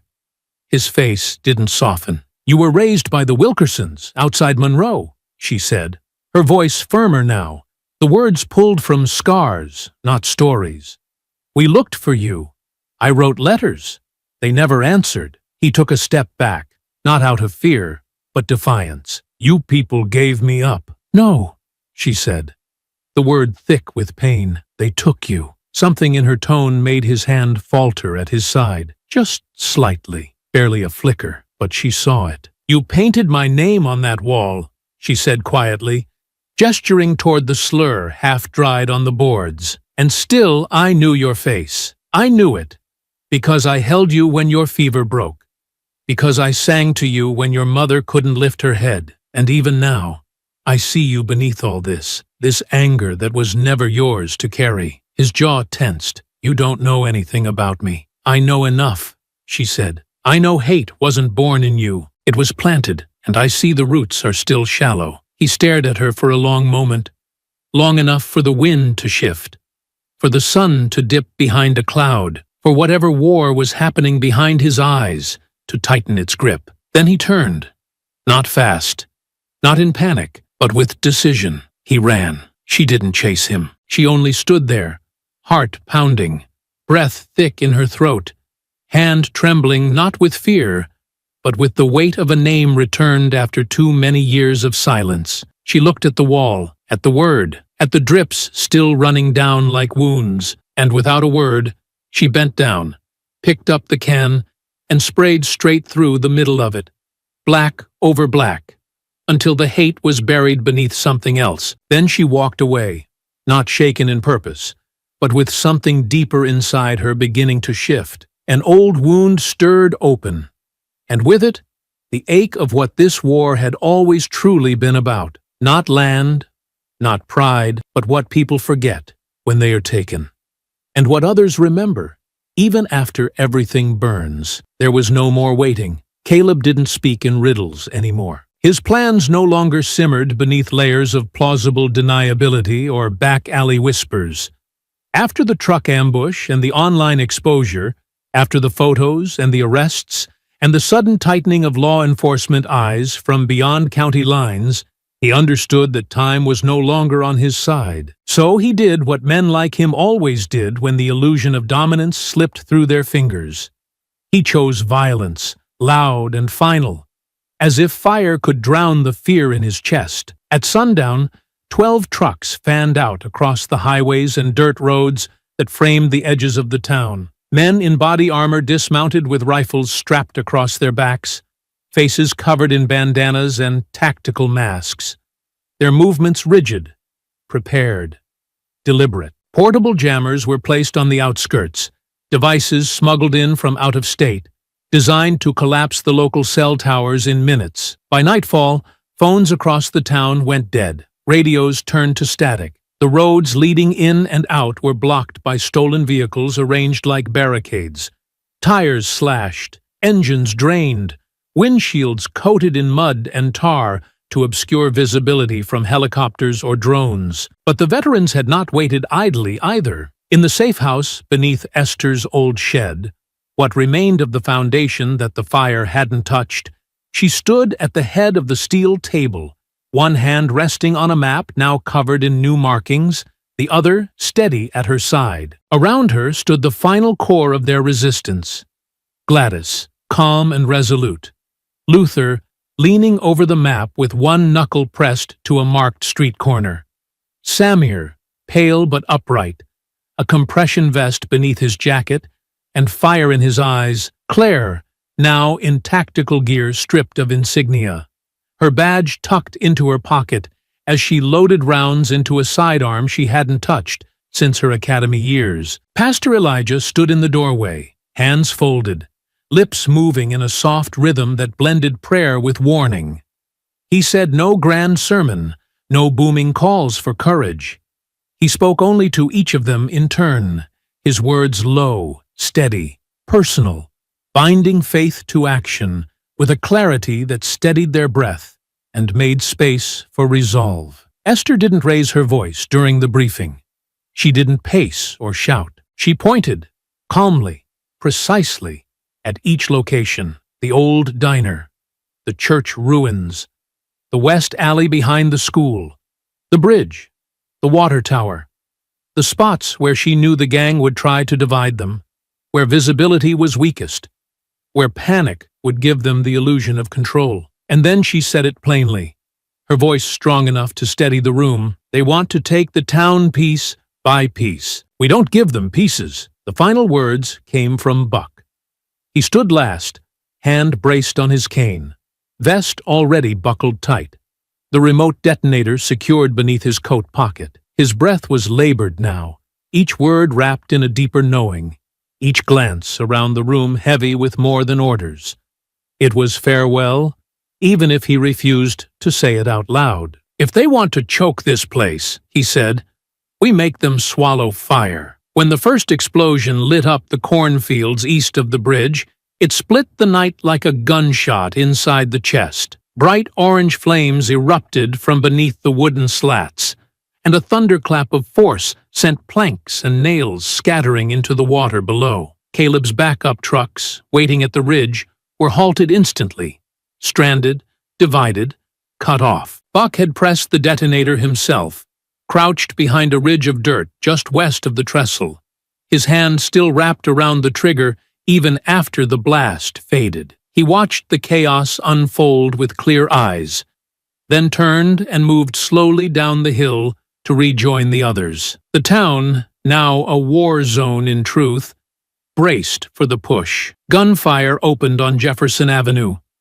Red flare smoke signaled movement along the alley behind the church ruins. A fire was lit behind the diner's kitchen, flames licking the wall where Esther had once sat, drinking her tea in peace. Claire held the northern alley, crouched behind an overturned cart, exchanging rounds with a pair of masked men using the shadows of the old print shop as cover. Her aim was clean, her breathing controlled, her grip unwavering. Luther and Gladys swept through the churchyard, using broken gravestones as cover, intercepting one group attempting to flank the eastern side of the school. One man swung a bat toward Gladys, but she stepped inside the arc with grace, brought the butt of her rifle down on his collarbone, and moved past him without stopping. Samir took the high ground near the water tower. His shot was low, but controlled.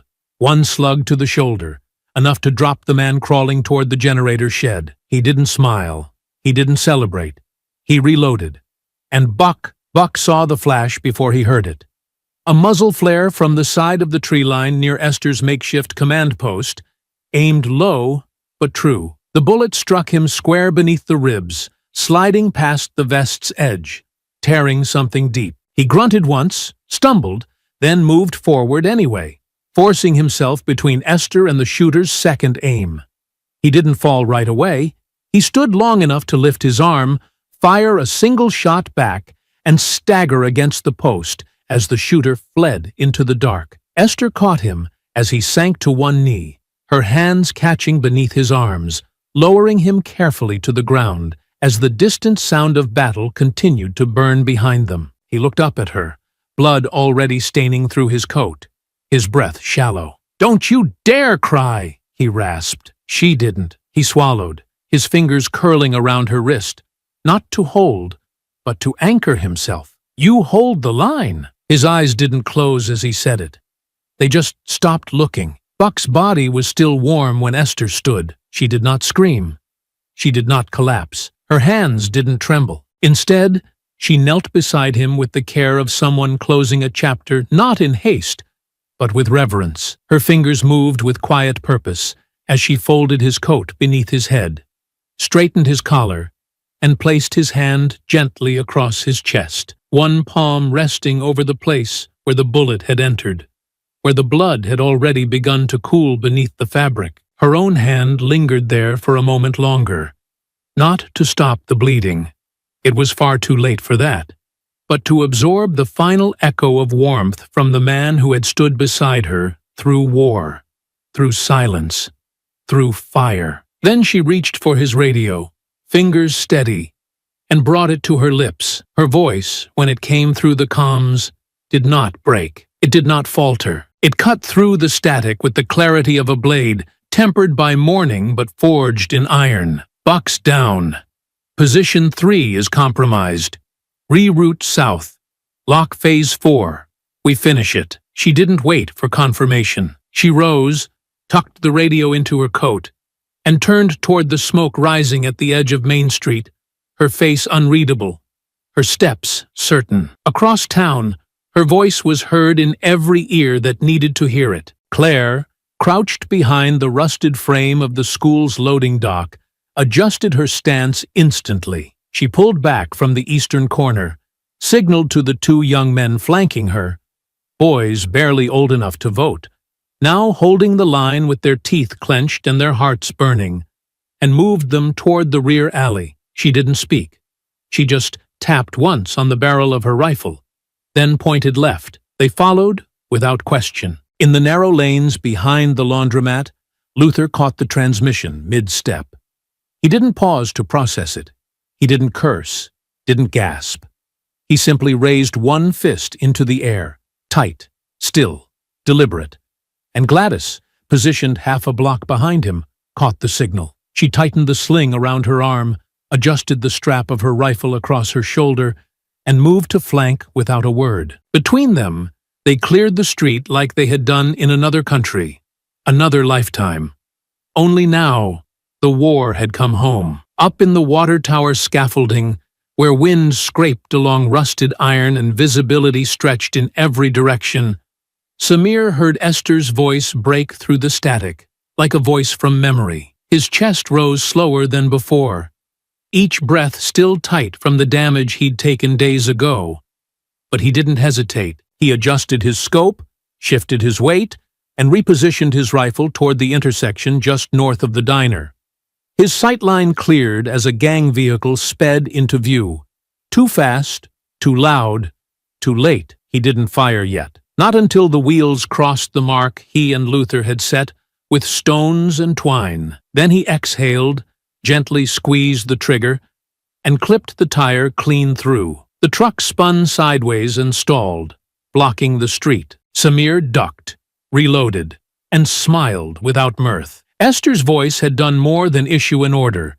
It had opened the gate. The veterans moved like clockwork now, not because they had no fear, but because the fear no longer mattered. Buck's death was not the end. It was the ignition. His final breath had passed through each of them like a torch carried in silence, not for vengeance, but for certainty. The line would hold, not in his name alone, but because it was the only way forward. The town, still cloaked in smoke and noise, shifted with the weight of that message. Doors creaked open. Lights blinked on behind curtained windows. People emerged not in crowds, not in chants, but in quiet, steady motion. They carried buckets, boards, radios, rifles. They carried medicine, blankets, tools. They walked into the war not with bravado, but with choice, because Esther had drawn a line and Buck had laid across it, and now it was their turn to decide which side of that sacrifice they would stand on. Esther crossed Jennings Street beneath a sky flickering with firelight, her coat trailing behind her like a flag too proud to lower. Around her, the others converged, Gladys taking up the rear, Samir now on foot as he descended the tower's ladder one rung at a time, Luther sweeping back around the block with his jaw set tight and his eyes focused on the distant shapes moving just beyond the courthouse lawn. They didn't ask for orders. They already knew them. This was the march to finish it, not with rage, not with glory, but with the same calm, ruthless precision that had pulled them through deserts, jungles, cities, and the long, bitter nights that followed. And when they reached the courthouse steps, Esther stopped at the top, looked down at the town below, smoke curling through the alleys, light flickering against broken glass, the streets littered with weapons left behind by men who thought hate was armor, and she said nothing. She only raised Buck's radio to her lips one last time. "We're holding!" The sun had risen fully by the time the smoke began to thin. The town, once cloaked in gunpowder haze and the roar of conflict, now stood beneath a pale morning sky that cast long shadows over broken fences and shattered windows. Fires had been reduced to embers. Spent casings glinted like seeds scattered across the street. The silence that followed wasn't peaceful. Not yet. But it was thick with something heavier than exhaustion. It was awareness. And with it came reckoning. Esther hadn't spoken since her last words on the radio. She moved with purpose, slow and deliberate, as she walked the perimeter of the square, pausing now and then to exchange glances with those who had finally come forward. The war had burned hot and fast, but the fight beneath it, the one waged in the hearts of the townspeople, was just beginning to smolder. At midday, as they gathered in the courtyard beneath the courthouse steps, Claire approached the veterans with a strange look behind her eyes, half relieved, half unsettled. She carried a clipboard tucked under her arm, but she hadn't written anything on it. Her weapon was holstered. Her voice was quiet. "I need to show you something." They followed her to the edge of the square, where the general store stood untouched. Its windows had been shuttered during the siege. The door, though unlocked, bore no sign of damage, and the porch remained strangely clean, as though no one had dared step too close. Inside, the shelves were stocked, too stocked. Luther's eyes scanned the inventory as if reading a battlefield. Boxes of radio batteries, water-purifying tablets, crates of freeze-dried meals still sealed, stacked neatly beside first-aid kits and fuel canisters that had disappeared from emergency depots weeks ago. "I thought he was just hoarding," Claire muttered, trying to stay out of it. But Gladys moved past her, toward the rear office where a desk sat half open, its drawers filled with folded documents, old receipts, handwritten lists, names, addresses, scheduled patrols. And beneath it all, tucked between two manila folders, was a photo, grainy but clear, of Caleb and his men standing beside the store's loading dock, smiling beneath the overhang as they unloaded supplies. Esther picked it up and studied it without a word. Then came the voice from the back door, slow and drawn, as though carried by someone who had expected this day to come, but not so soon. "You shouldn't be here." They turned to see Mr. Porter, the old man who had run the general store since before the youngest veteran had graduated boot camp, standing with his hand resting on the doorframe, eyes narrowed behind thick glasses, the brim of his cap low over his forehead. Esther didn't speak first. Claire did. "Is this your handwriting?" Mr. Porter didn't look at the paper in her hand. His jaw tensed. "You don't understand," he said. "I was trying to preserve something. Not everyone wanted this place turned into a war zone." "No," Esther said quietly, finally stepping forward, the photo still in her hand. "You just wanted to choose who belonged in it." He didn't deny it. "You think this is your town?" His voice didn't rise, but it thickened with resentment. "You walk in, act like you own it, rile everyone up. You don't belong here.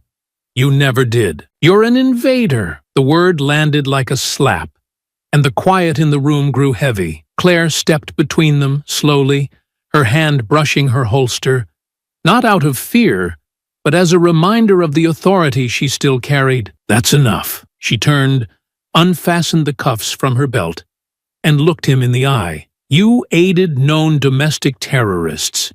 You interfered with law enforcement. And you knowingly supplied weapons and logistics for a siege?" Mr. Porter didn't argue. He stood still as she read him his rights, his eyes never leaving Esther's face, even as she didn't meet his gaze. She wasn't interested in watching him fall. She had seen enough of that. Her focus was on something deeper, on the people standing just outside the door. Townsfolk who had once smiled politely at Mr. Porter, who had once let his quiet bitterness pass as tradition, who now stood with their arms crossed, their faces drawn, their silence no longer passive but shifting. Because this was no longer about choosing sides quietly. The battle had forced their hands. And in that moment, with the cuffs snapped into place and Mr. Porter led down the courthouse steps in full view of a town still trembling with dust and memory, something cracked open, not loudly, but permanently. The air shifted. The line Buck had died to hold was no longer invisible. People began to speak, not in shouts, not in protest, but in action. A schoolteacher walked up to Claire and handed her a notebook filled with incidents she had never reported. A high schooler offered a flash drive with names of students who had attended Caleb's off-grid meetings. A mechanic, who had once turned his back when Esther entered his shop, crossed the street to help her pick up the boxes from her burned porch. The town was no longer uncertain. It was waking up. That night, while the embers still glowed faint in the remains of the siege, Luther set up camp inside the courthouse annex. He took over tactical planning with the precision of someone who had long stopped questioning why they were still needed, and simply accepted that leadership, in times like these, was not a title. It was a burden someone had to carry. Gladys, her arm now properly splinted and bandaged, volunteered to lead a second wave, not of attacks, but of information. She would walk the outer districts, check for remaining sympathizers, distribute radios, map recovery zones. She would carry Buck's playbook into places he would no longer see. And Esther? Esther said nothing that evening. She stood at the edge of her destroyed garden, looking not at the wreckage, but at the loose soil beneath it, the same dirt where collards once grew, where she used to kneel and plant seeds early in the spring. Her hands were still, her back upright, her breathing slow. When Gladys asked if she wanted help clearing it, she shook her head once and whispered only one word, "Not yet." Then, long after the others had turned in for the night, she walked away, alone. She didn't go far, only to the shed, the one place the fire hadn't touched. And as the moon lifted itself over the wounded rooftops of a town learning to breathe again, she opened the door, stepped inside, and descended back into the quiet beneath the earth, where it had all begun, where silence was not absence, but preparation. It began with a live stream. The image trembled from the grip of whoever held the phone, and the resolution blurred every corner of the frame like fogged glass, but it didn't matter. The message was meant to provoke, not to be pretty. Caleb stood in front of the diner beneath the old neon sign that still flickered in broken stutters from the damage it had suffered weeks ago. The colors behind him smeared against the early dusk, making the building look more like a tomb than a battleground, though he stood there as if reclaiming something sacred. His face, still mottled from bruises not yet healed and cuts that had been left to scab raw, appeared close to the screen as he took the phone from someone off camera and stared directly into the lens, his eyes filled with the brittle arrogance of someone who had not learned from being defeated, only learned to blame others for it. "You think you ran us off?" he said, each word deliberate and low, his voice straining to sound like a warning, though it trembled with desperation. "You think a handful of geriatrics and a few bleeding hearts mean this place belongs to you now? No. It's ours. We built it. We bled for it. We buried ours here. You want to act like we don't matter? Then you come and tear it out of our hands yourselves." Behind him, Red leaned on the counter inside, a crowbar gripped in his good hand, the other arm still bound in a sling. His stance was stiff, unnatural, like the pain hadn't faded, but pride wouldn't let him sit. Two other men paced behind the booth line, their faces half covered with bandanas, jackets smudged with ash and sweat, and movements full of coiled tension that betrayed how thinly their resolve had been stretched. The camera swung wide as Caleb stepped further inside, gesturing with a grand sweep of his arm as if he were welcoming them all into a twisted theater, a place where hate could be staged as history and dominance reclaimed by performative rage. He turned to face the phone again, jaw tightening. This is ours again. This is how it starts. And then the feed cut. But by the time that last sentence reached the ears of the town, it was already over, because Esther and the veterans were already inside. They had been there for hours, arriving one by one in silence, dressed without recognition, seated without pattern, moving with the stillness of people who understood not only how to wait, but how to let their enemies hang themselves with their own performance. No one watching the live stream could see the truth behind the camera. The cooks behind the kitchen door who were not cooks, the man wiping glasses behind the bar who had once led a 6-man reconnaissance team through occupied territory, the woman setting napkins on tables whose hands had once dressed bullet wounds in the back of a transport truck. They were the roots beneath the surface, silent and woven together. Samir stood just beyond the pass-through window, apron tied clean over his jacket, his hands resting on the edge of the stove. His breath came slow, his left foot angled just right to pivot if needed. The skillet on the burner had been warming for 30 minutes, not for cooking, but for weight. Luther leaned behind the counter, towel slung over his shoulder, drying the same mug twice as he watched the mirror above the liquor shelf, his eyes catching each flicker of motion across the room. Gladys moved like shadow, steady between booths with a tray balanced in her right hand, her left wrapped beneath a folded coat. She didn't limp now, not because she no longer felt the ache, but because there was no room for softness tonight. Claire sat closest to the back door, legs crossed beneath the table, newspaper unfolded in front of her, the butt of her service weapon pressing against her ribs through her jacket. She had no plans to use it unless she had to, but she would, if she had to. And Esther was seated in the same booth where it had all begun, where Caleb had once leaned in too close and called her something he couldn't take back. Her tea sat untouched, her fingers rested lightly around the base of the cup. She hadn't spoken since she entered. She hadn't needed to. When the gang burst through the door, barking commands and shoving aside chairs like they were storming a fortress, no one moved. Caleb shouted something about control, about taking back what was his, and Red banged the crowbar against the register drawer. But no one flinched, no one panicked, because they were already surrounded. Luther was the first to act, moving like a lever springing loose. He stepped from behind the counter and launched the mug into the face of the man closest to him. It shattered against bone, sending the man reeling back with a scream. And in that same motion, Luther vaulted the counter, drove his knee into the man's stomach, and dragged him head first across the booth divider, dropping him with a thud that rattled the cutlery. From the kitchen, Samir came through the swinging door with the skillet gripped like a war hammer. Red turned, swinging the crowbar wildly, but Samir ducked, pivoted on the planted foot he'd prepared, and drove the flat of the iron pan into Red's ribs so hard it bent the handle. Red dropped the crowbar, gasping, and tried to swing again with his left, but Samir caught the arm mid-air, twisted, and brought him down across a chair, the wood snapping beneath both their weight. Gladys struck next. Her tray, solid steel beneath the cloth, cracked against another gang member's jaw.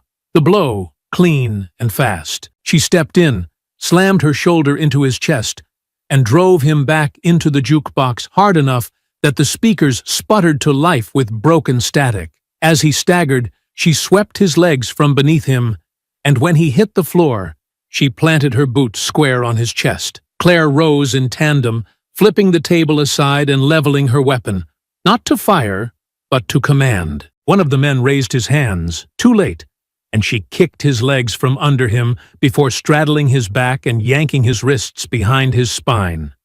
One of the men raised his hands, too late, and she kicked his legs from under him before straddling his back and yanking his wrists behind his spine. The cuffs clicked like punctuation. And finally, Esther stood. The chaos around her had already shifted the tide, but she moved slowly, deliberately, stepping down from the booth with the calm of someone who had been waiting for this moment, not for hours, but for years. She walked directly toward Caleb, who now looked around with wild, darting eyes, watching every one of his men fall like dominoes. His bravado faded in an instant as she approached. "You think this place belongs to you," she said, not as a question, but as a sentence handed down. And then she hit him. It was a single strike, tight, clean, drilled from muscle memory, forged through decades of restraint. Her fist connected with his jaw in a sharp arc that lifted him off balance,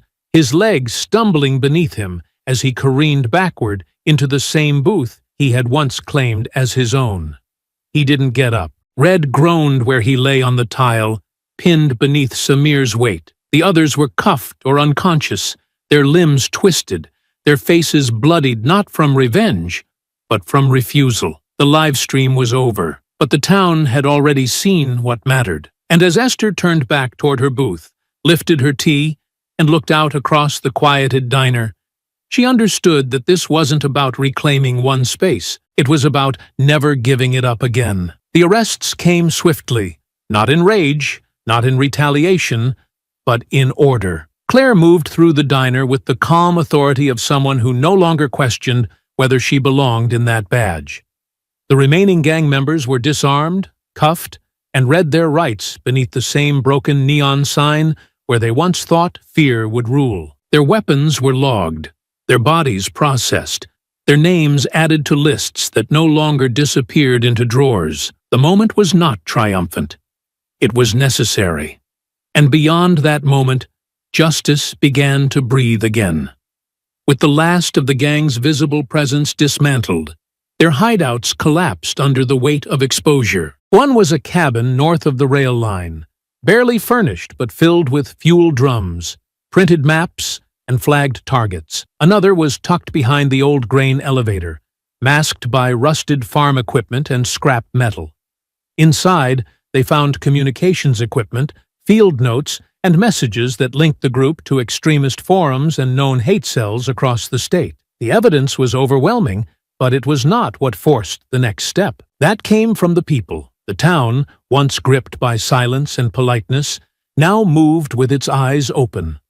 Witnesses came forward, men and women who had stayed quiet for too long, who now brought phone recordings, receipts, photographs, names.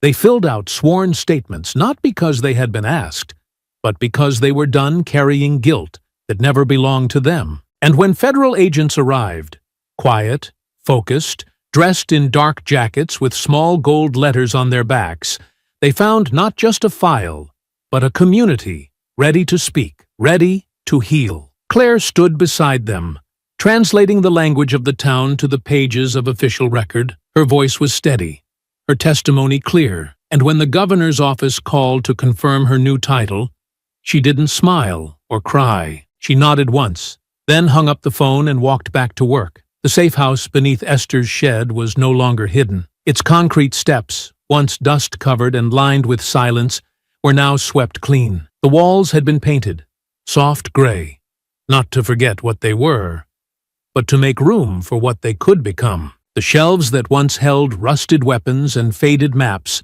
now bore plaques with names, Bucks among them, and photos in black and white frames. It became a memorial and a classroom, a place where young people were brought to learn not how to fight, but how to hold the line before it ever needed defending. And though the town had changed, it had not forgotten. Pastor Elijah gathered them in the square 1 week after the siege.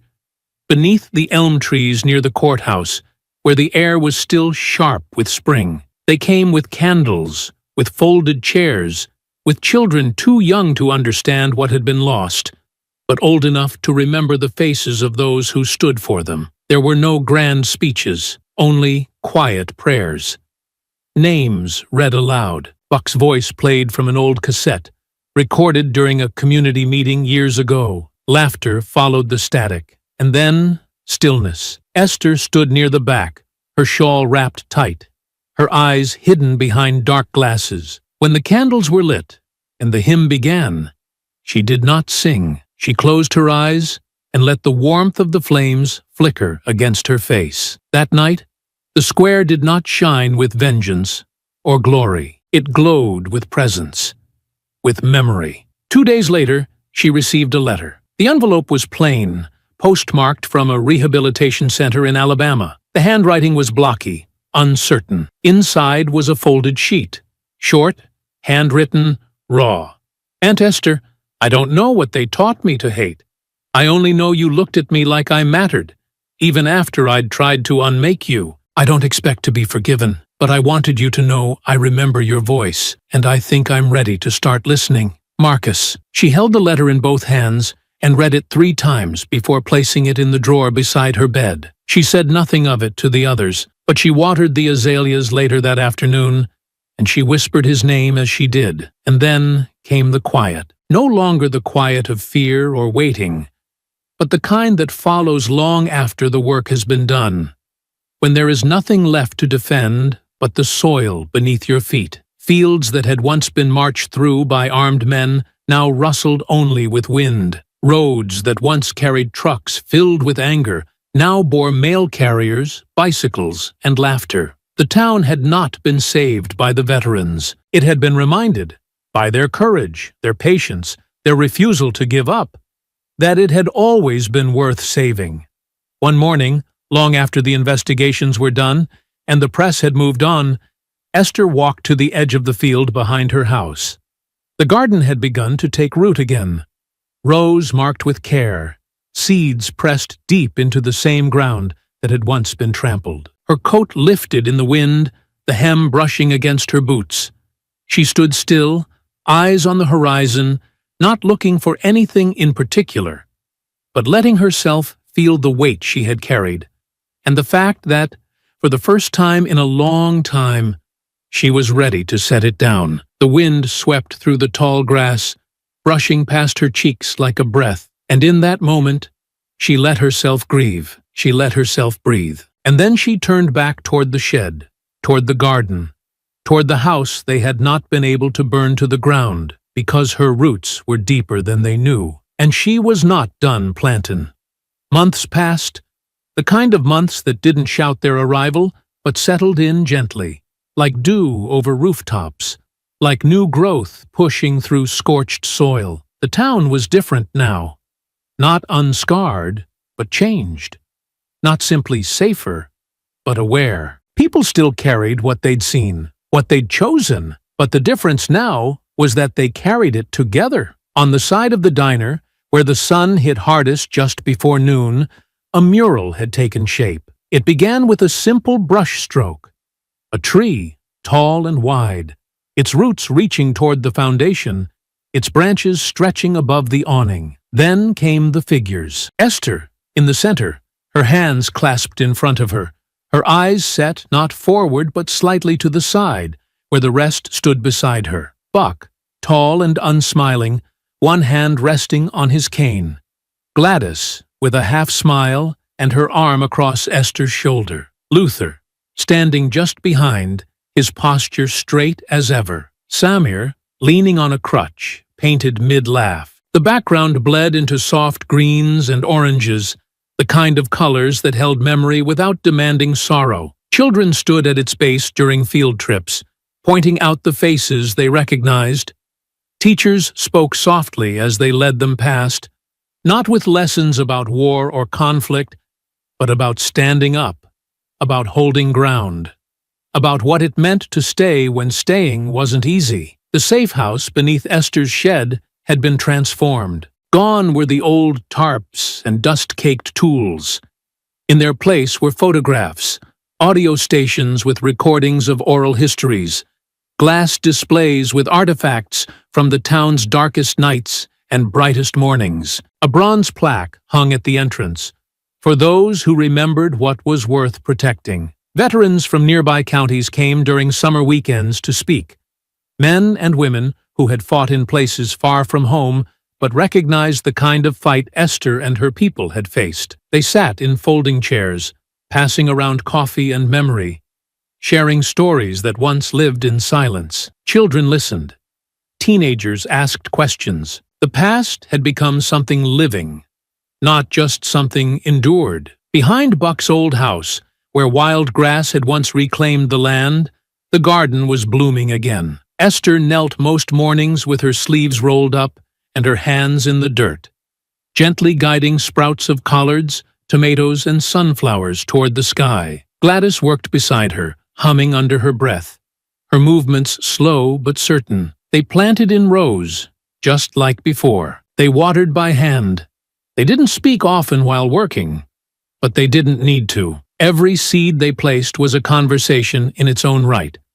Samir had recovered mostly. He still walked with a limp, but there was strength behind it now, a pace that kept steady as he led Saturday self-defense classes in the school gym. Teenagers came in unsure, shoulders hunched, eyes darting, but they left with something behind their eyes.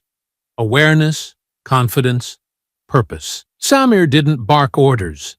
He told stories while they trained. He reminded them why fear was a tool, not a sentence.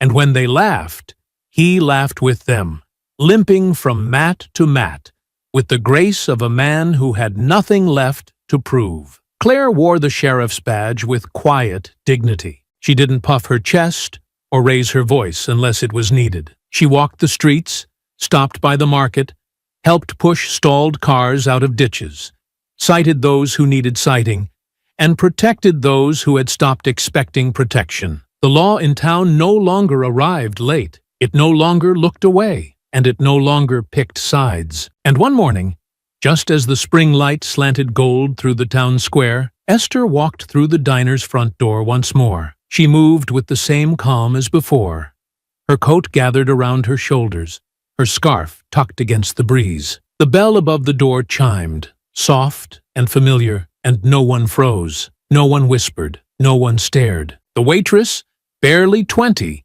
with freckles across her nose and a bandana holding back her curls, came out from behind the counter and pulled Esther into a hug so natural, so genuine.